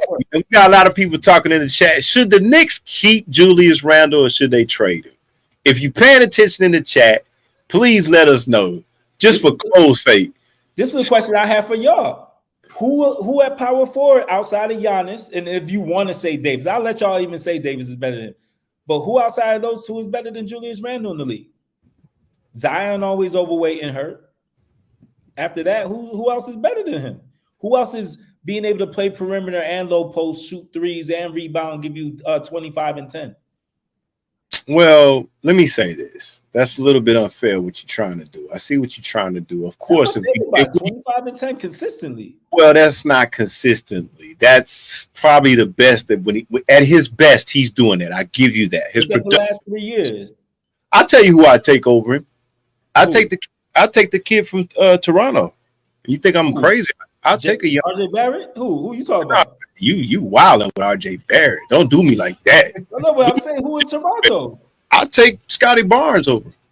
Nah, man. I'll take the young kid over. I would. I like Scotty. Don't get me wrong. Listen, I would take him. I would take the kid in Orlando we just talked about. Paulo. That is questionable. Right now, this year, no, but next year, Yeah, maybe. take that kid over that guy in a I'm heartbeat. taking the home team Shingun over Julius Randle. I don't know that, Chuck. Hold on, that's a Nah, little. I don't know about that. That's comparable though. I tell you what else I'll take over him. I'll take the guy from Sacramento. I'll take Sabonis over. I wouldn't take Sabonis. He eats Yeah. Sabonis food every single time he plays. Yeah, but Sabonis averages a double-double, brother. That's I what don't think that's that's what the Julius Randle's been averaging the last 3 years. But y'all ain't been doing nothing with We've that. been to That's the my point. playoffs. Every year he's been on the team except for once. One time. No, One time yeah, he won it. Was the most this is improved? 3 of the last 4 years we've been in the playoffs. Yeah, but Bronson came there, brother. No. Before Bronson, we went to the play. We had Peyton at our point guard. Alfred Bumass. Sorry for cursing. Alfred Payton, yo, like that. Y'all made me pull out Alfred out. I just gave you Blanchero. I gave you Sabonis. I would take Scotty Barnes over him.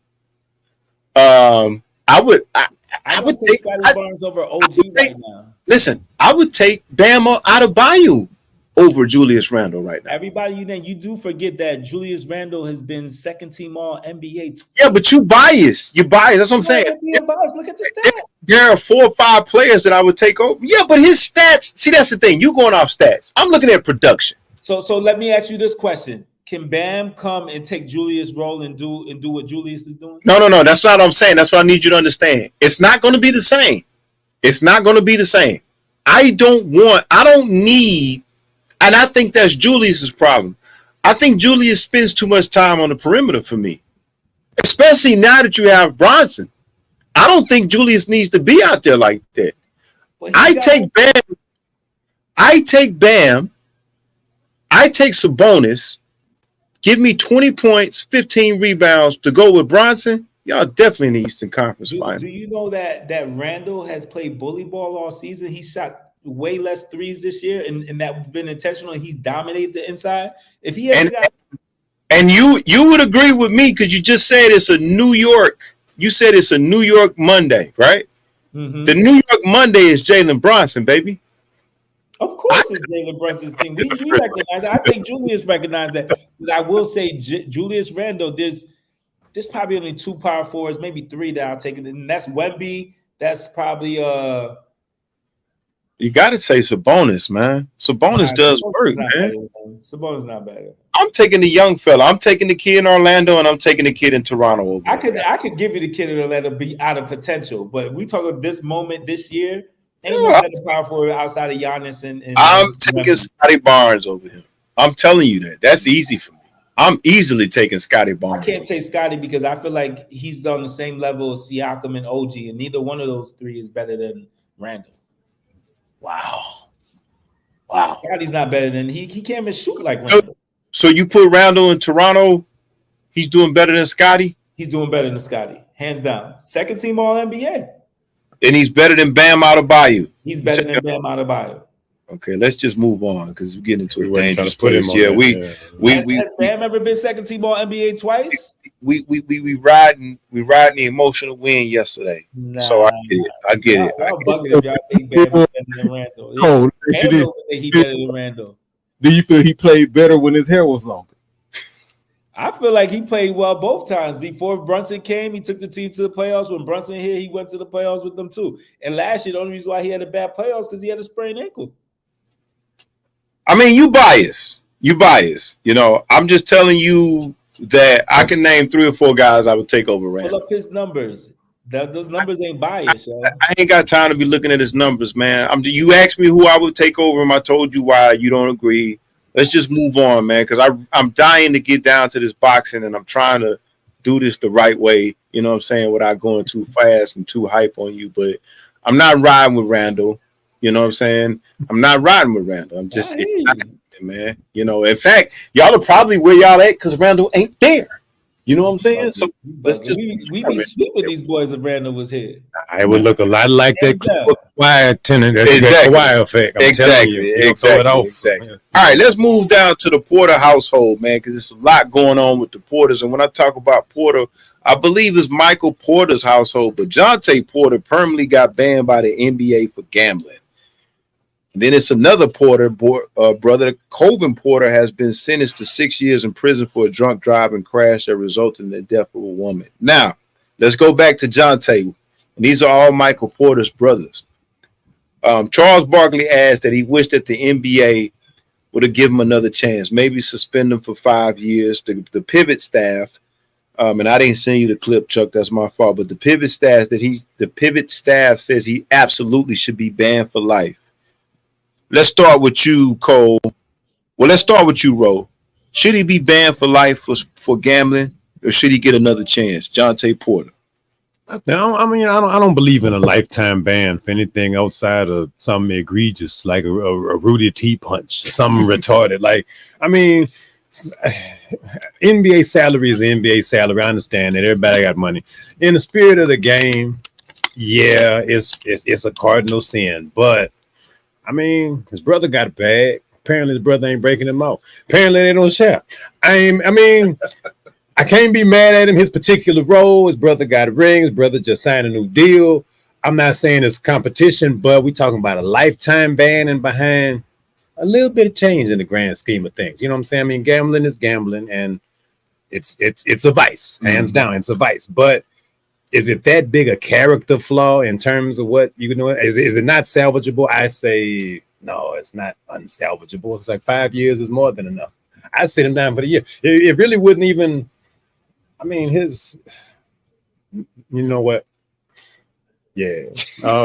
Cole, what do you think? Should he be banned for a lifetime for what he did for gambling? I think that I don't think he should be banned for a lifetime. I think that everyone makes mistakes, and you deserve a second chance.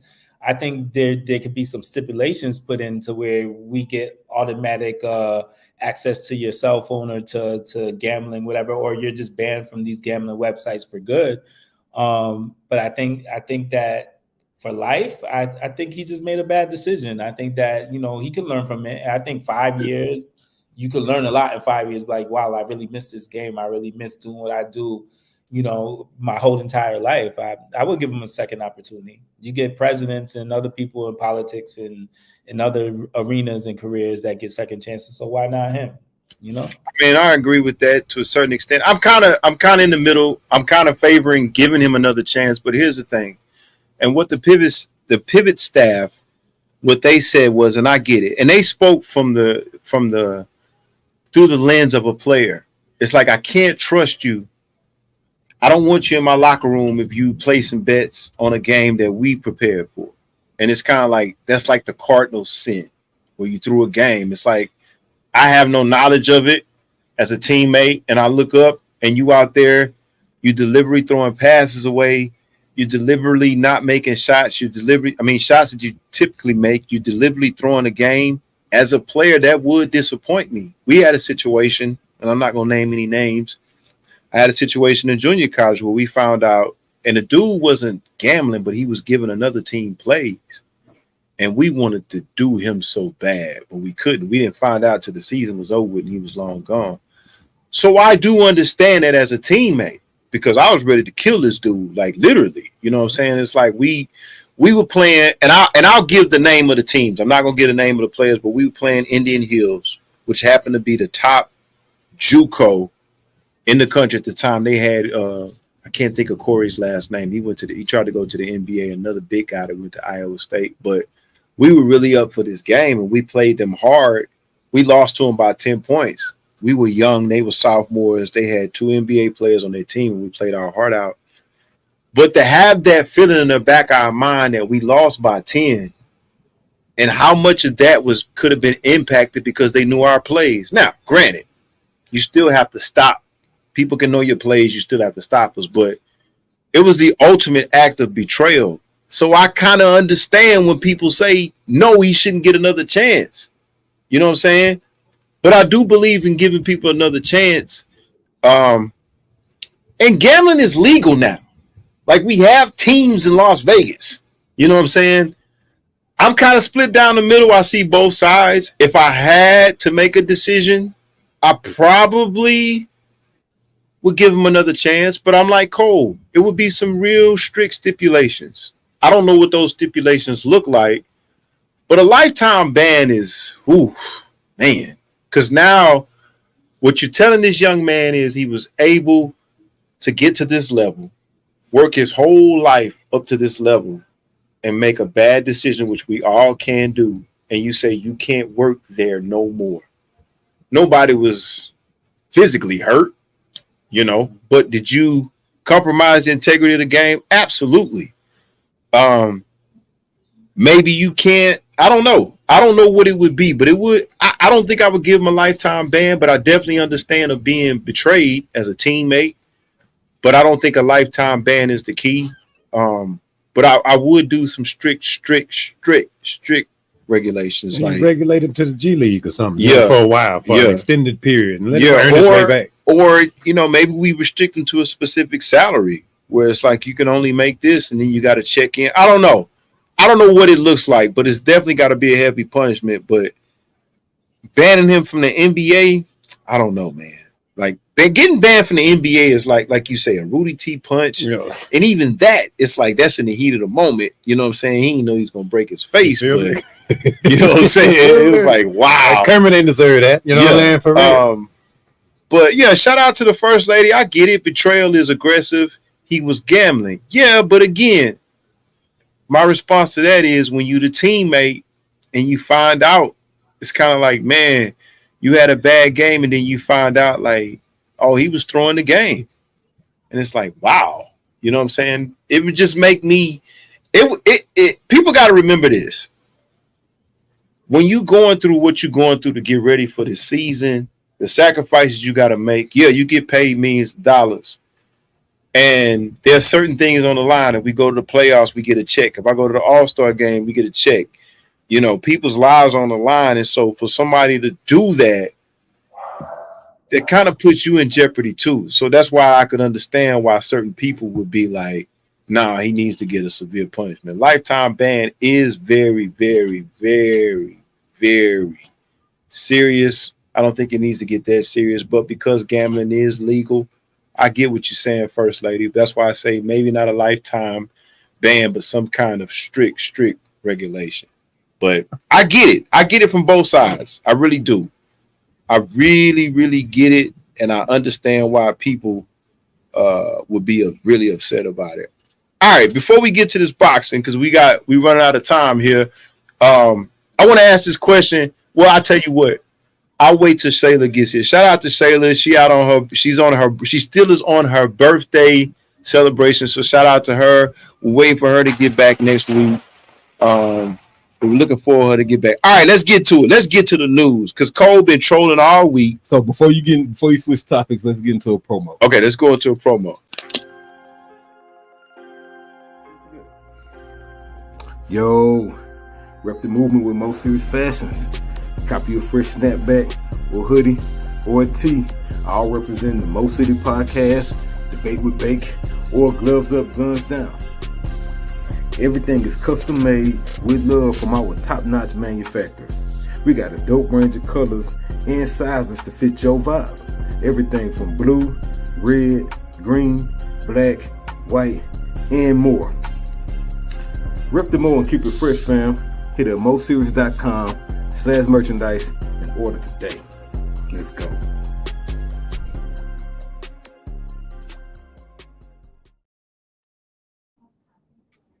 Appreciate that. Go cop your fitted, cop your wear at moseries.com and check us out, man. Get your fitted. Chuck got one on right in front of the camera with the label. We got to get Roll. And you can also look at Cole. Cole got his Debate with Bake hat on too. We got to get Laro and Shayla up in some gear. Chuck, I'm going to put them down pretty soon here. All right, let's get into it, man. And the boxing world has been set on fire. I mean, really on fire to the point where they even got Cole.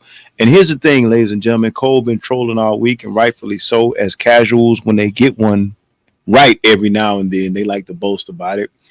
But even Cole knows because he won't tell you, but he probably did bet on Devin Haney. But the boxing world, the media world, and thanks to the crazy promotion of Ryan Garcia, has been set on fire. And what I mean by that, a lot of people did not predict that Ryan Garcia scores a majority upset with a majority decision victory over Devin Haney. And the scores were by the judges 114 to 110, 115 to 109, and then 112 to 112. I don't even think it should have been 112 112, and I am a Haney supporter. Haney had never been knocked down before, but was dropped 3 times. Now, hold on. That's a good drop 3 times. Let's take a pivot right yeah. here.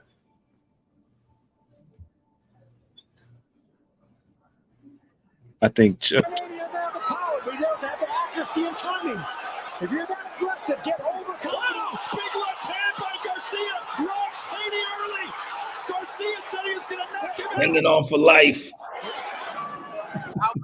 Oh, the juggle attack. And down goes Devin Haney. He may be a one-trick pony, but that trick is enough. Hey, that left hook is lethal. Kid Garcia stunned the boxing world. Devin the Dream Haney is going through a nightmare now. As frequently as it needs to happen. Oh, he's got him locked again. And down for a second time. It's Devin Haney. Oh! Will the third time be the charm? 4, 5, 6, 7. What a fight. What a show. What an event. You know, this was billed as the rubber match between Ryan Garcia and Devin Haney. Fight number 7. After this, I want to see 8 and 9.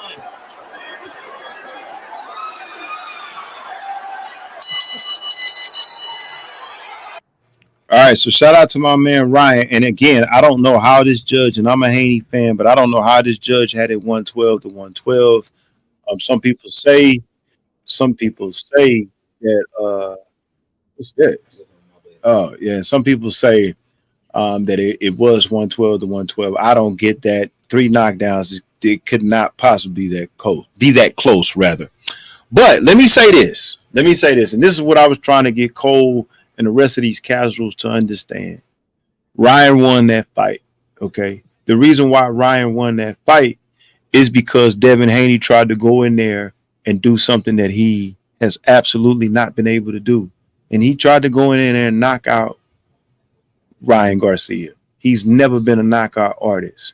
And so for that, when you go in with a faulty game plan, that's what happens. Now, keep in mind this. People got to remember this. That's their 7th fight. They've had 6 fights in the amateurs. And so Ryan, much like Devin, they both know each other. It's just like in basketball. I tell people this all the time.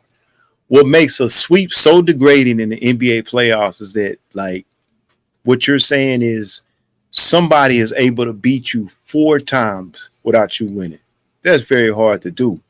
But shout out to Ryan Garcia. Now, there's a lot of controversy on the weight issue. And that's what I want to talk about as we get into this victory. Ryan showed up 3 pounds overweight, which means that it was a title fight at the super lightweight division, which is 140. They were supposed to originally fight for Devin Haney's WBC super lightweight title, the title that he took from Regis earlier this year. Well, consequently, Ryan shows up in that weight at super lightweight is at 140 pounds. Ryan shows up at 143.3 or 0.6, by which when that happens in a championship fight, it is up to the champion to decide whether or not they're going to still have that fight. Devin chose to take the fight. In exchange for that, Devin's belt was not put on the line. So Ryan agreed to it, and Ryan had to pay some money as well, and Devin took the fight. No excuses, Devin lost. But what I'm trying to get people to understand is that 3 pounds does make a difference.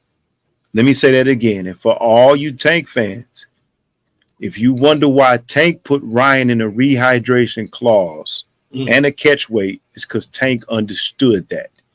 Those pounds do make a difference. Now, Devin still lost. Devin did not have to go through with that fight. And me personally, I probably wouldn't have went through with that fight. I would have tried to make Ryan drop those 3 pounds. But if you watch that fight, and I want everybody to go back and watch that fight, how much bigger Ryan looked towards Devin. When you're trying to get down to 140 pounds, cutting that last 3 pounds does make a difference. Kudos to Ryan, like I told Cole. He sold the fight. Yes, JT, that's how I know you don't know about boxing, because in real life, 3 pounds don't mean nothing. 3 pounds means something in boxing. If you know anybody that knows boxing, and I imagine you don't, JT, and I'm not making an excuse, he lost. He lost. To all you casual fans, he lost. But when you have to cut down 3 pounds and another person doesn't, it makes a difference. So at the end of the day, and no, we're not talking about Ali, all right? That's heavyweight division. We're talking about 140 pounds, 140 pounds. And let me ask you this, JT, since you're such a tank-a-maniac or a tank sexual, if it doesn't matter, Jason, why your man, your favorite fighter, your role model, Javante Tank Davis, a.k.a. Abdul Waheed, why did he make Ryan fight at 136 pounds and also put in a 10-pound rehydration clause if the weight didn't make any difference? So it's okay when Tank does it, because what did Cole say? He agreed to it. He didn't have to take those stipulations. Well, Tank did it for a reason, and it's showing us that Tank understood that the weight would be an issue. Now, Cole did the same thing. When I got on Cole about being a Tank sexual, about the rehydration clause and the catch weight, Cole was like, hey, he agreed to it. He didn't have to take it. So the weight must be an issue to all you casual fans. Now, at the end of the day, Devin didn't have to take the fight, and he lost the fight because he tried to go in there and be something that he wasn't. Okay? But at the end of the day, Ryan Garcia sold this pay-per-view. Shout out to Ryan. Ryan made everybody think, and I told Cole this on the air, he's not crazy. He's trying to sell this pay-per-view. He sold the pay-per-view. He had no business. He had no concern. And he admitted this on social media. He wasn't even trying to make the weight. He just wanted to make the fight. So the belt didn't matter. He learned from Tank. I'm not fighting for the belt. I just want to beat Devin. But kudos to Ryan. He won the fight. No excuses. Devin didn't have to take the fight. Devin got his ass whooped. But at the end of the day, was it really a fair fight? Should Devin have taken the fight? I don't know. All the Tank sexuals and the casuals will, I don't know, he got his ass whooped. You know? Ladies and gentlemen, I like the storytelling here and how he paints a picture of why he lost and what the issue is. At the end of the day, a loss is a loss, man. He took the fight, and I'm gonna stand by it. And to mislead the audience by bringing Tank into the conversation, because y'all the ones who brought Tank. I'm gonna let you talk, though. I'm gonna let you talk. Go ahead. Because here's the thing. Here's the funny part, and I'm really gonna let you talk. I'm actually cool with just talking about Ryan and Devin. But the first thing you did, the first thing the other Tank sexual did, which is AKA JT, that's JT and the Golden Child. There's 2 Tank sexuals on the air right now, ladies and gentlemen. But the first thing they do is, and this is what I don't like about Tank. So Tank, you wouldn't fight Devin, but you got something to say when Devin lose. You won't talk about the fight. You want to bring Tank into it. All right? That's the problem I have. Because Tank wouldn't fight Devin, and then Tank fought Ryan with the rehydration clause and a catch weight. Because, see, even Floyd did it. Canelo did them clauses, but they didn't do both. They didn't do a rehydration clause and a catch weight. So evidently, Tank knew something. He had some fear. I'm not letting Ryan balloon up. But we see why now. The weight played a factor. That's what I have a problem with you, Tank section. You could always make that narrative after the fact, because if he would have won, we wouldn't even be talking about weight. We wouldn't even be saying anything about the weight. So this is where I feel like this argument is null and void. And by watching the fight, regardless of the situation, of weight clause or not, what you call a different class of boxer, Tank and Devin Haney. Like at the end of the day, Tank is more fundamentally sound. Okay, wait. Hold on. I'm gonna let you spin. So Cole, right?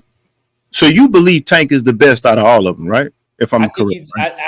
When you say all of them, can you? It's either yes or no, man. Why you? It's not a yes or no. You have to clarify. Out of who? Out of Garcia and Haney? Yes. You and the other Tank sexual said that Tank is better than Shakur, Devin, and Ryan. Y'all been telling me that.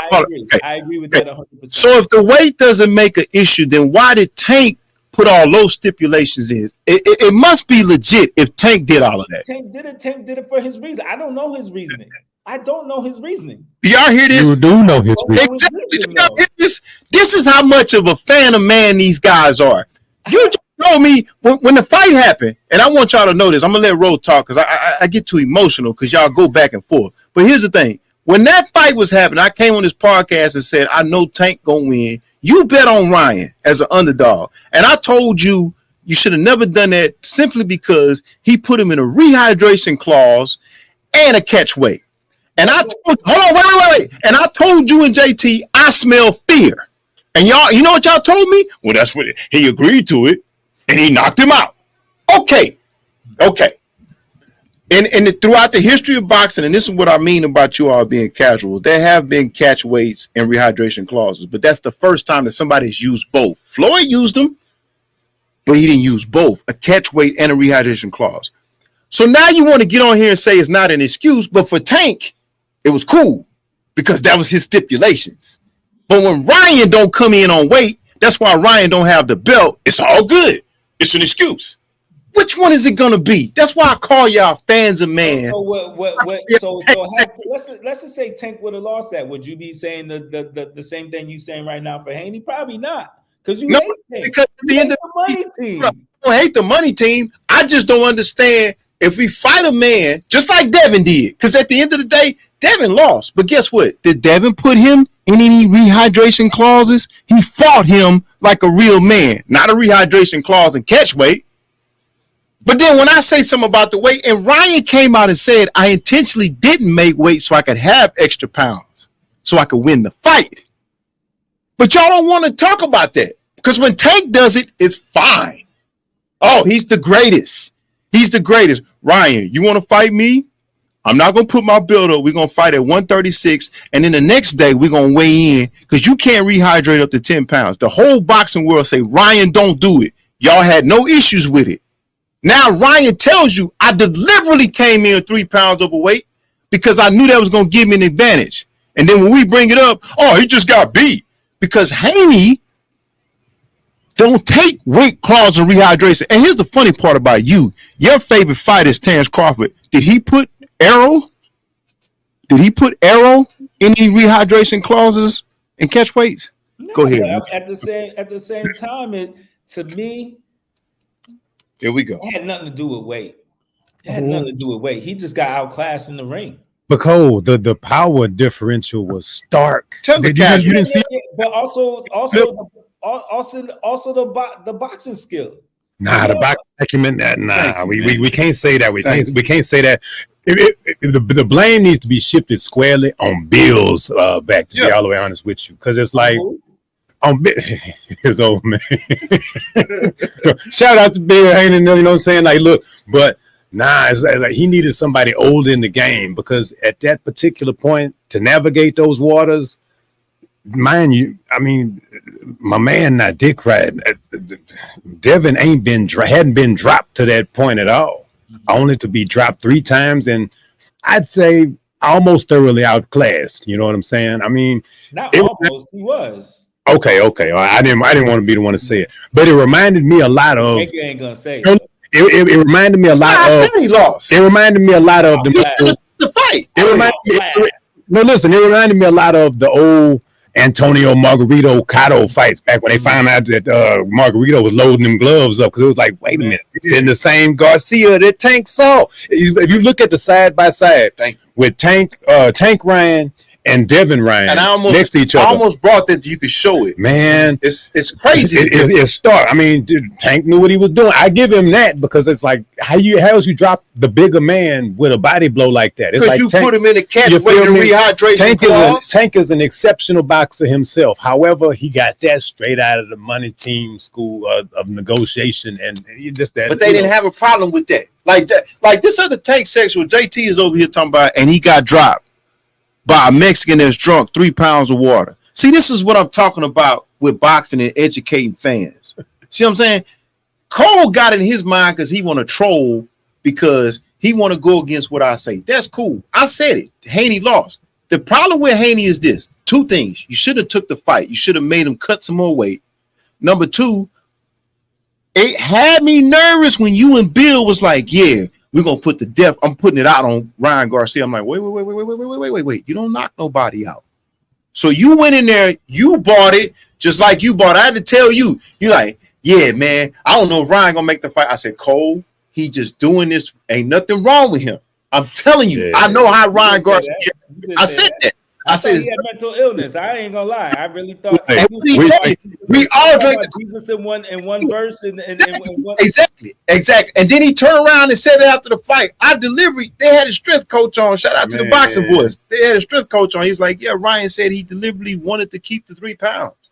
He never cared about winning the belt. Man, he never cared. He said it. I never cared about winning the belt. I'm most upset about. Man, I should have saw it. I should have saw the game coming and loaded up the wagon. I was so enamored, like we said, with the fact that is this man crazy? He got us all. He got Devin fooled. He had all of us crazy. We should have made long money off that. But again, to no excuse, Devin took the fight. Like you told me with Tank. I said, Cole, you don't feel bad about Tank putting him in a rehydration car? You say, well, he took the fight. He took the fight. I mean, what you want me to do, babe? He should have took the fight. And it's the same reason why I told you, Cole, Tank won a belt at 140, then he immediately gave it up. And you told me on this podcast, well, I'm going to let Ryan tell you. So I'm very happy. Look at the difference. Look. And I'm louder than that whole team. They got like 5 people there. Now, Look how loud. Now, look at him at the top with Tank, how he look. Look at where he looked when he fight Devin. And now I'm here, so. Look what Tank did to him. I'm strong. He ain't technically skilled enough to beat Tank either way. So much bigger. He ain't technically skilled enough to beat Tank anyway. So I ain't worried about him. But that Ryan could beat Tank. Believe that. It's a fight now. It's a fight. All right, so let me ask you this. All right, so since we're gonna continue with the Tank pom-poms. So I know what you said, and I'm gonna ask you this question because you said this a long time ago. When B-Vol beat Canelo, you said because he beat Canelo, he should be on the pound for pound list. Mm-hmm. All right, Devin prior to this was on the pound for pound list because he went undisputed. Should Ryan now be included on the pound for pound list since he beat Devin? I would put him on the pound for pound list because he beat Devin. Yes, I would. Okay. See, I can't do it. And then I'll take him off as soon as Tank or Shakir beat him. You know, so. But for right now, you would take because Devin is coming off the list, and I got the ring list right here for pound. But I'm gonna go to Roe because I'm on Roe to talk about his. But you said because Devin was on the pound for pound list, Ryan beat him. Ryan should be on the pound for pound list right now. I agree.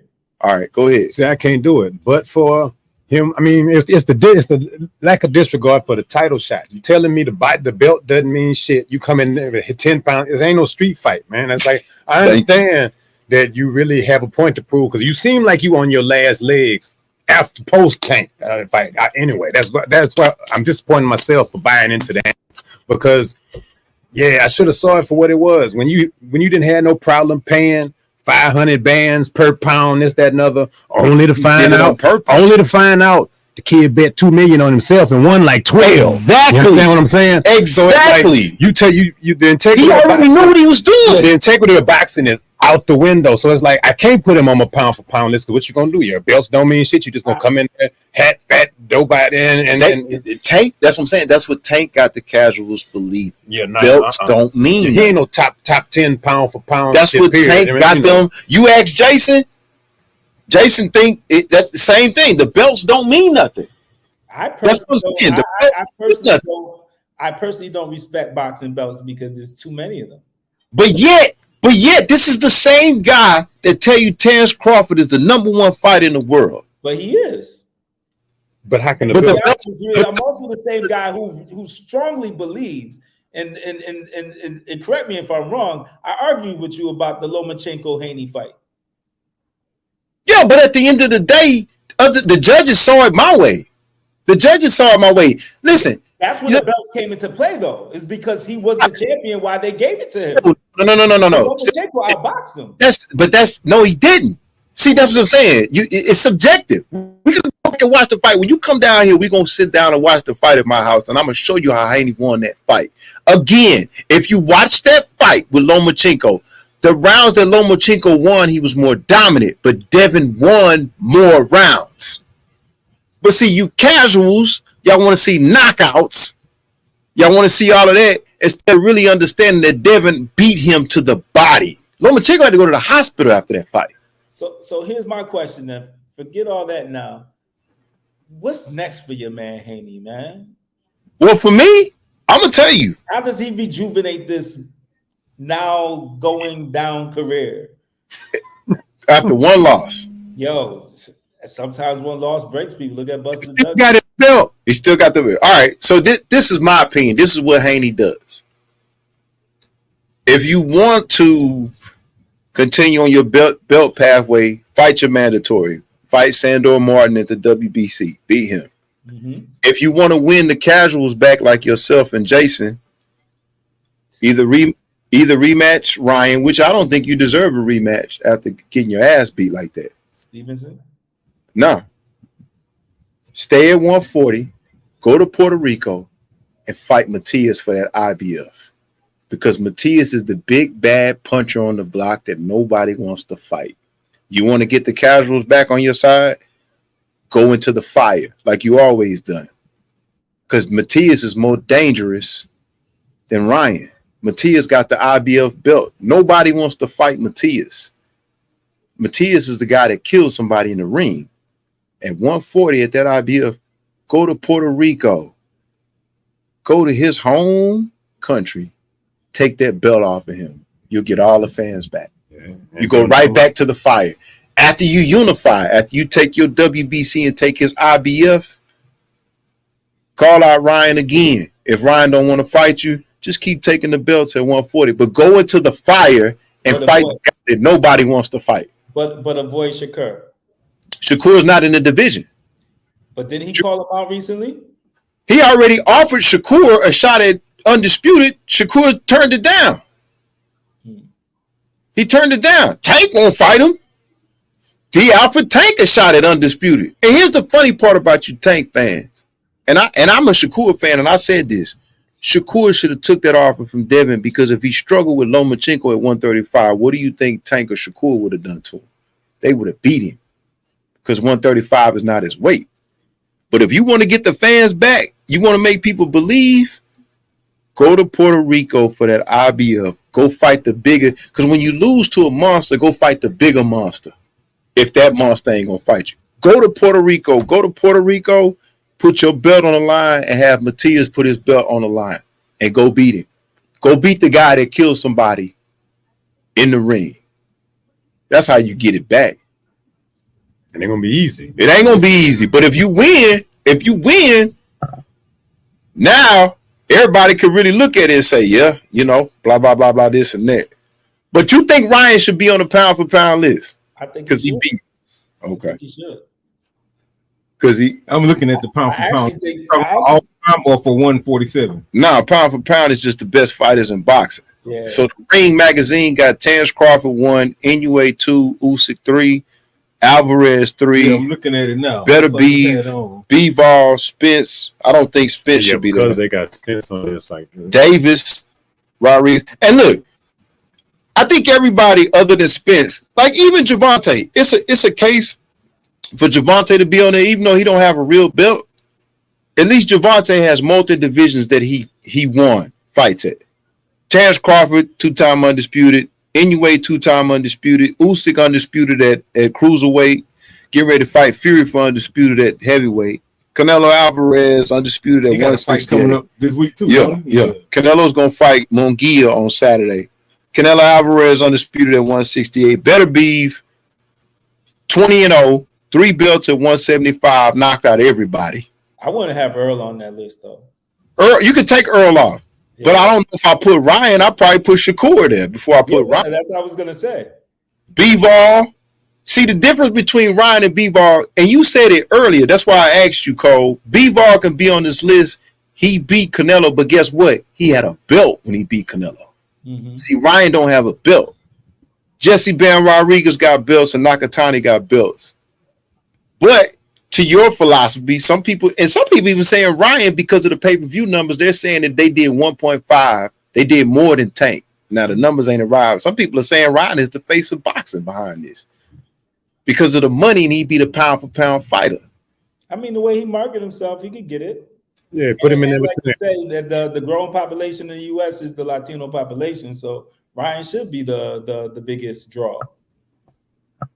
I mean, that's up to interpretation. To the casual fan, yes, but to the hardcore, like Rose said, you ain't got a belt. Like, you can't just shit on the belts just because Tank do. You know what I'm saying? You just can't do that. That's why I call y'all Tank sexuals, because everything Tank say, y'all do it.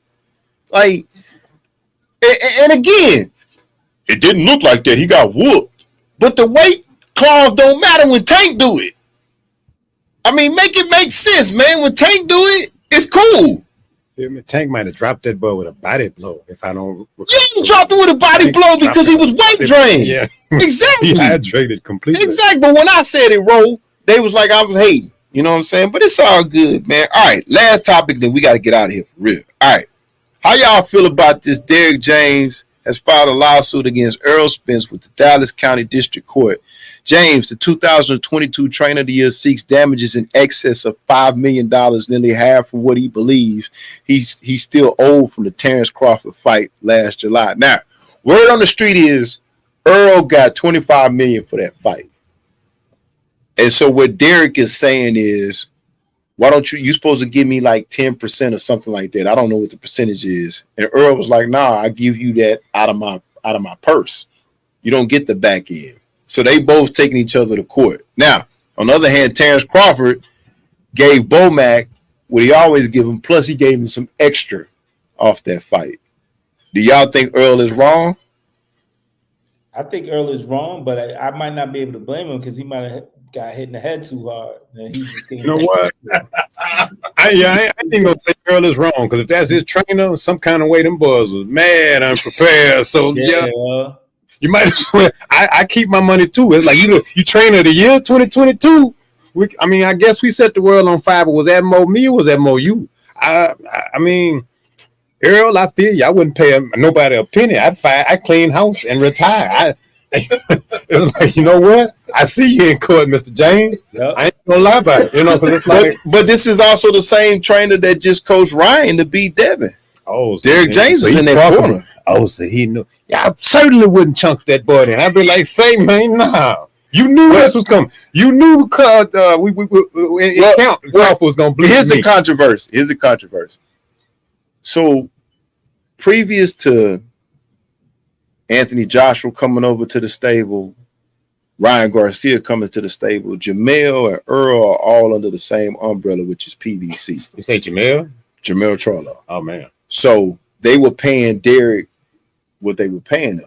Well, Derrick didn't realize that he was getting underpaid until the new guys came into the stable. Anthony Joshua paid him more, and Ryan paid him more. And he was like, he didn't know that he could get more because Earl and Jamel, like Al told Earl, you already gave him $350,000. He don't need no more than that. And Derrick is saying, you made $25 million on this fight. I've been with you since you came out of the amateurs. Yeah, you know what I'm saying? You can't give me, you know what I'm saying? You can't give me a little bit of that because that $25 million came on the back half. So he really owes him more than $5, to be honest. To be honest with you. But some people say you don't have that contract. Some people say you're supposed to show love to your trainer.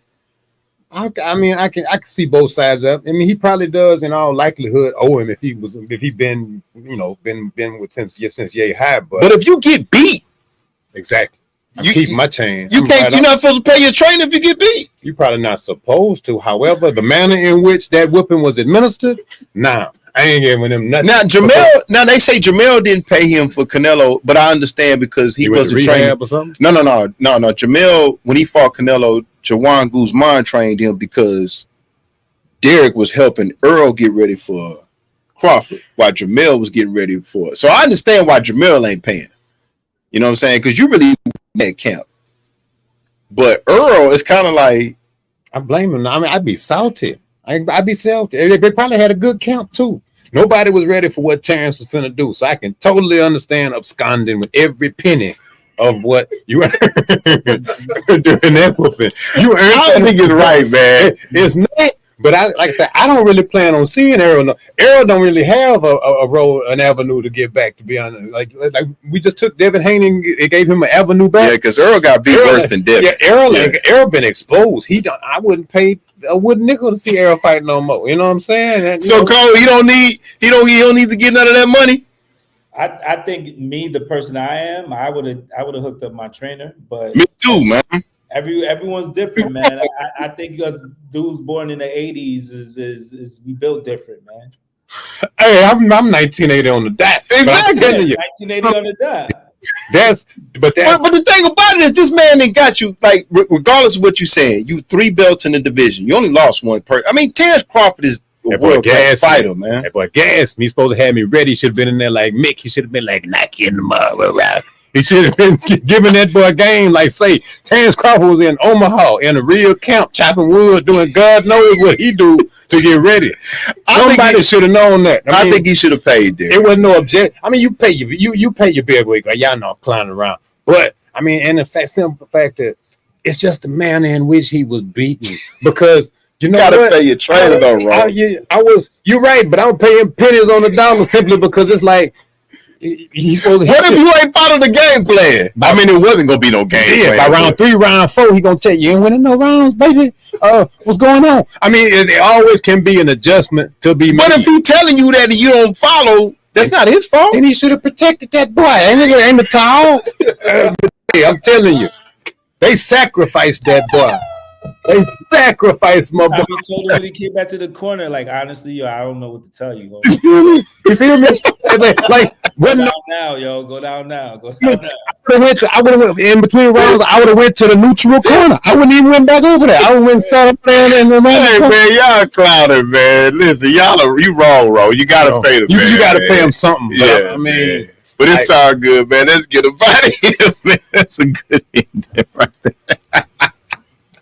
All right, man. Shout out to Los Angeles Rams wide receiver Puka Nash. I don't know how to say that kid's name. I'm sorry if I butchered it, for signing a deal with Jordan, man. Shout out to Sabonis to being the first player since Wilt to get 1,500 plus points, 1,000 plus rebounds, and 600 plus assists in the season. Shout out to Angel Jackson from Jackson State, female basketball player, becoming the second HBCU player to be drafted in the last 20 years. Wow. Shout out to Naz Reid for winning the NBA Sixth Man of the Year, even though I didn't vote for him. Shout out to Tyrese Maxey, which I do believe he should get a reward for winning the NBA Most Improved Player of the Year. Shout out. And y'all go support next year, man. I want to see these women really capitalize on what they did in the NCAA basketball games. But shout out to Caitlin Clark, Angel Reese, and the entire 2024 draft class for helping the WNBA for the first time since its origin. 3 teams have sold out of season tickets right now. That's big. Atlanta, Dallas, and the reigning champions, Las Vegas. Can I get a hand clap for that, Chuck?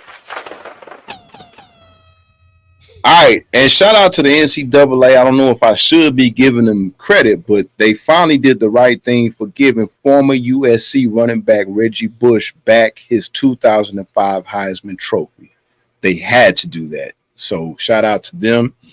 Shout out to Arizona Cardinal wide receiver Marvin Harrison Jr. for signing with the New Balance. Like, they making me a believer. Like, Kawhi over there, I don't know if I would rock some, but they are comfortable. I mean, they ain't gonna make the shoe podcast. No. You know what I'm saying? You know what I'm saying? But they are comfortable. Yeah. You know, we getting to be old heads, so you might see me out there mowing or cutting the grass. It's some New Balance. You know what I'm saying? Shout out to Luka Doncic. Dr. Scholl's boys. You know what I'm saying? Insert. Shout out to Luka Doncic for signing with Gatorade. He joins the likes of the following athletes. This is big for me: Michael Jordan, Jason Tatum, Karl Anthony Towns, Zion Williamson, Damon Leonard, Jaden Ivey. Wow, I didn't know that they signed with Gatorade. Jaden Ivey? Yeah, that's crazy. That's what they had. I could be wrong, but shout out to Luka for signing with Gatorade, period.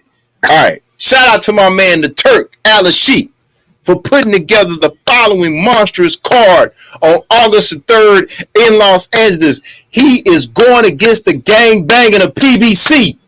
PBC says, no, we're going to keep the money in-house. The Turk say, you know what? We're not going to do no gang banging in boxing. We're going to make PBC fight top rank fight matchroom fight golden boy. Ain't no more gangs like the tank sexuals do. So on August the 3rd at my house, we having a pay-per-view event. This is what we got. We got Bud Crawford versus Israel Mavadra, whatever his name is, the 154-pound WBA champion. Crawford gonna take that belt for the 3rd or 4th division. Here's the fight that I want everybody to look at, especially you, JT, you casual. Tim Tszyu versus Virgil Ortiz. That's the fight, everybody. That's the co-main. Andy Ruiz versus Jarrell Big Baby Miller. Isaac Cruz, the guy that actually lasted with Tank versus Jose Valenzuela, a.k.a. Ryu. That's going to be a good fight. And my man, the Cuban sensation that trains here in Houston, shout out to Ronnie Shields, David Morrell versus Hot Rod. I can't say Hot Rod's name, but that's all on one card. That has never happened in the history of boxing. We got cross promotion coming together like it should be. The toughest fighting the toughest. It ain't Tank telling Shakur, you got to wait 7 fights, man, so I can fight you. No, we got the best of the best. Shout out to the Turk for putting that money up. Shout out to Oklahoma City Thunder head coach Mark. Can't say his name. Y'all know what his name for receiving the 2023-2024 NBA Coach of the Year. The Thunder season. They have achieved the following: first in steals, blocks, and three-point percentage, best record since 2013-2014, the youngest 1 seed ever. Shout out to Candace Parker for a Hall of Fame career and for her retirement. Some of her accomplishments include the following: the only WNBA to win Rookie of the Year and MVP in one season, Defensive Player of the Year, 2-time MVP, 3-time champ, 7-time All-Star, 7-time All-WNBA first team. And here we go. This is what I'm talking about. Ownership. Angel City, that's a soccer, I think that's a soccer organization, deals with Adidas, Gatorade, and Capital One. Made history as the first woman on the NBA 2K cover. Shout out to Kansas. We were going to talk about that this week, the WNBA GOAT, but we will wait till Shayla gets back to talk about it. Shout out to my man Ro to my left. Shout out to Chuck.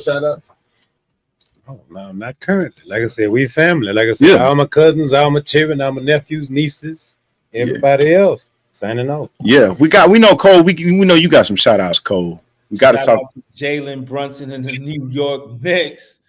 Shout out to Jalen Brunson and the New York Knicks. Shout out to Jalen Brunson and the New York Knicks, man. I ain't even gonna give nobody else a shout out. No one deserves a shout out on the same line as the New York Knicks. So we gonna end it like that, man. Shout out to the first lady. What she say, Chuck? Shout out. She said she's still in the casuals. That's right. It is. It's a phrase, man. It's the casual. If you look up casual fan, you will see JT there. Shout out to my man JT for being a casual / tank sexual. Shout out to everybody in the chat. Shout out to everybody who's been supporting Debate with Bacon most series. And we will continue to move on and on. We're going to have these guests on. Want to thank my co-hosts. Want to thank Ro. Want to thank Chuck. Everybody that, came in. And shout out to my man, Terrence Bud Crawford. He's back, baby. Let's go. Debate with Bake. We out. New York.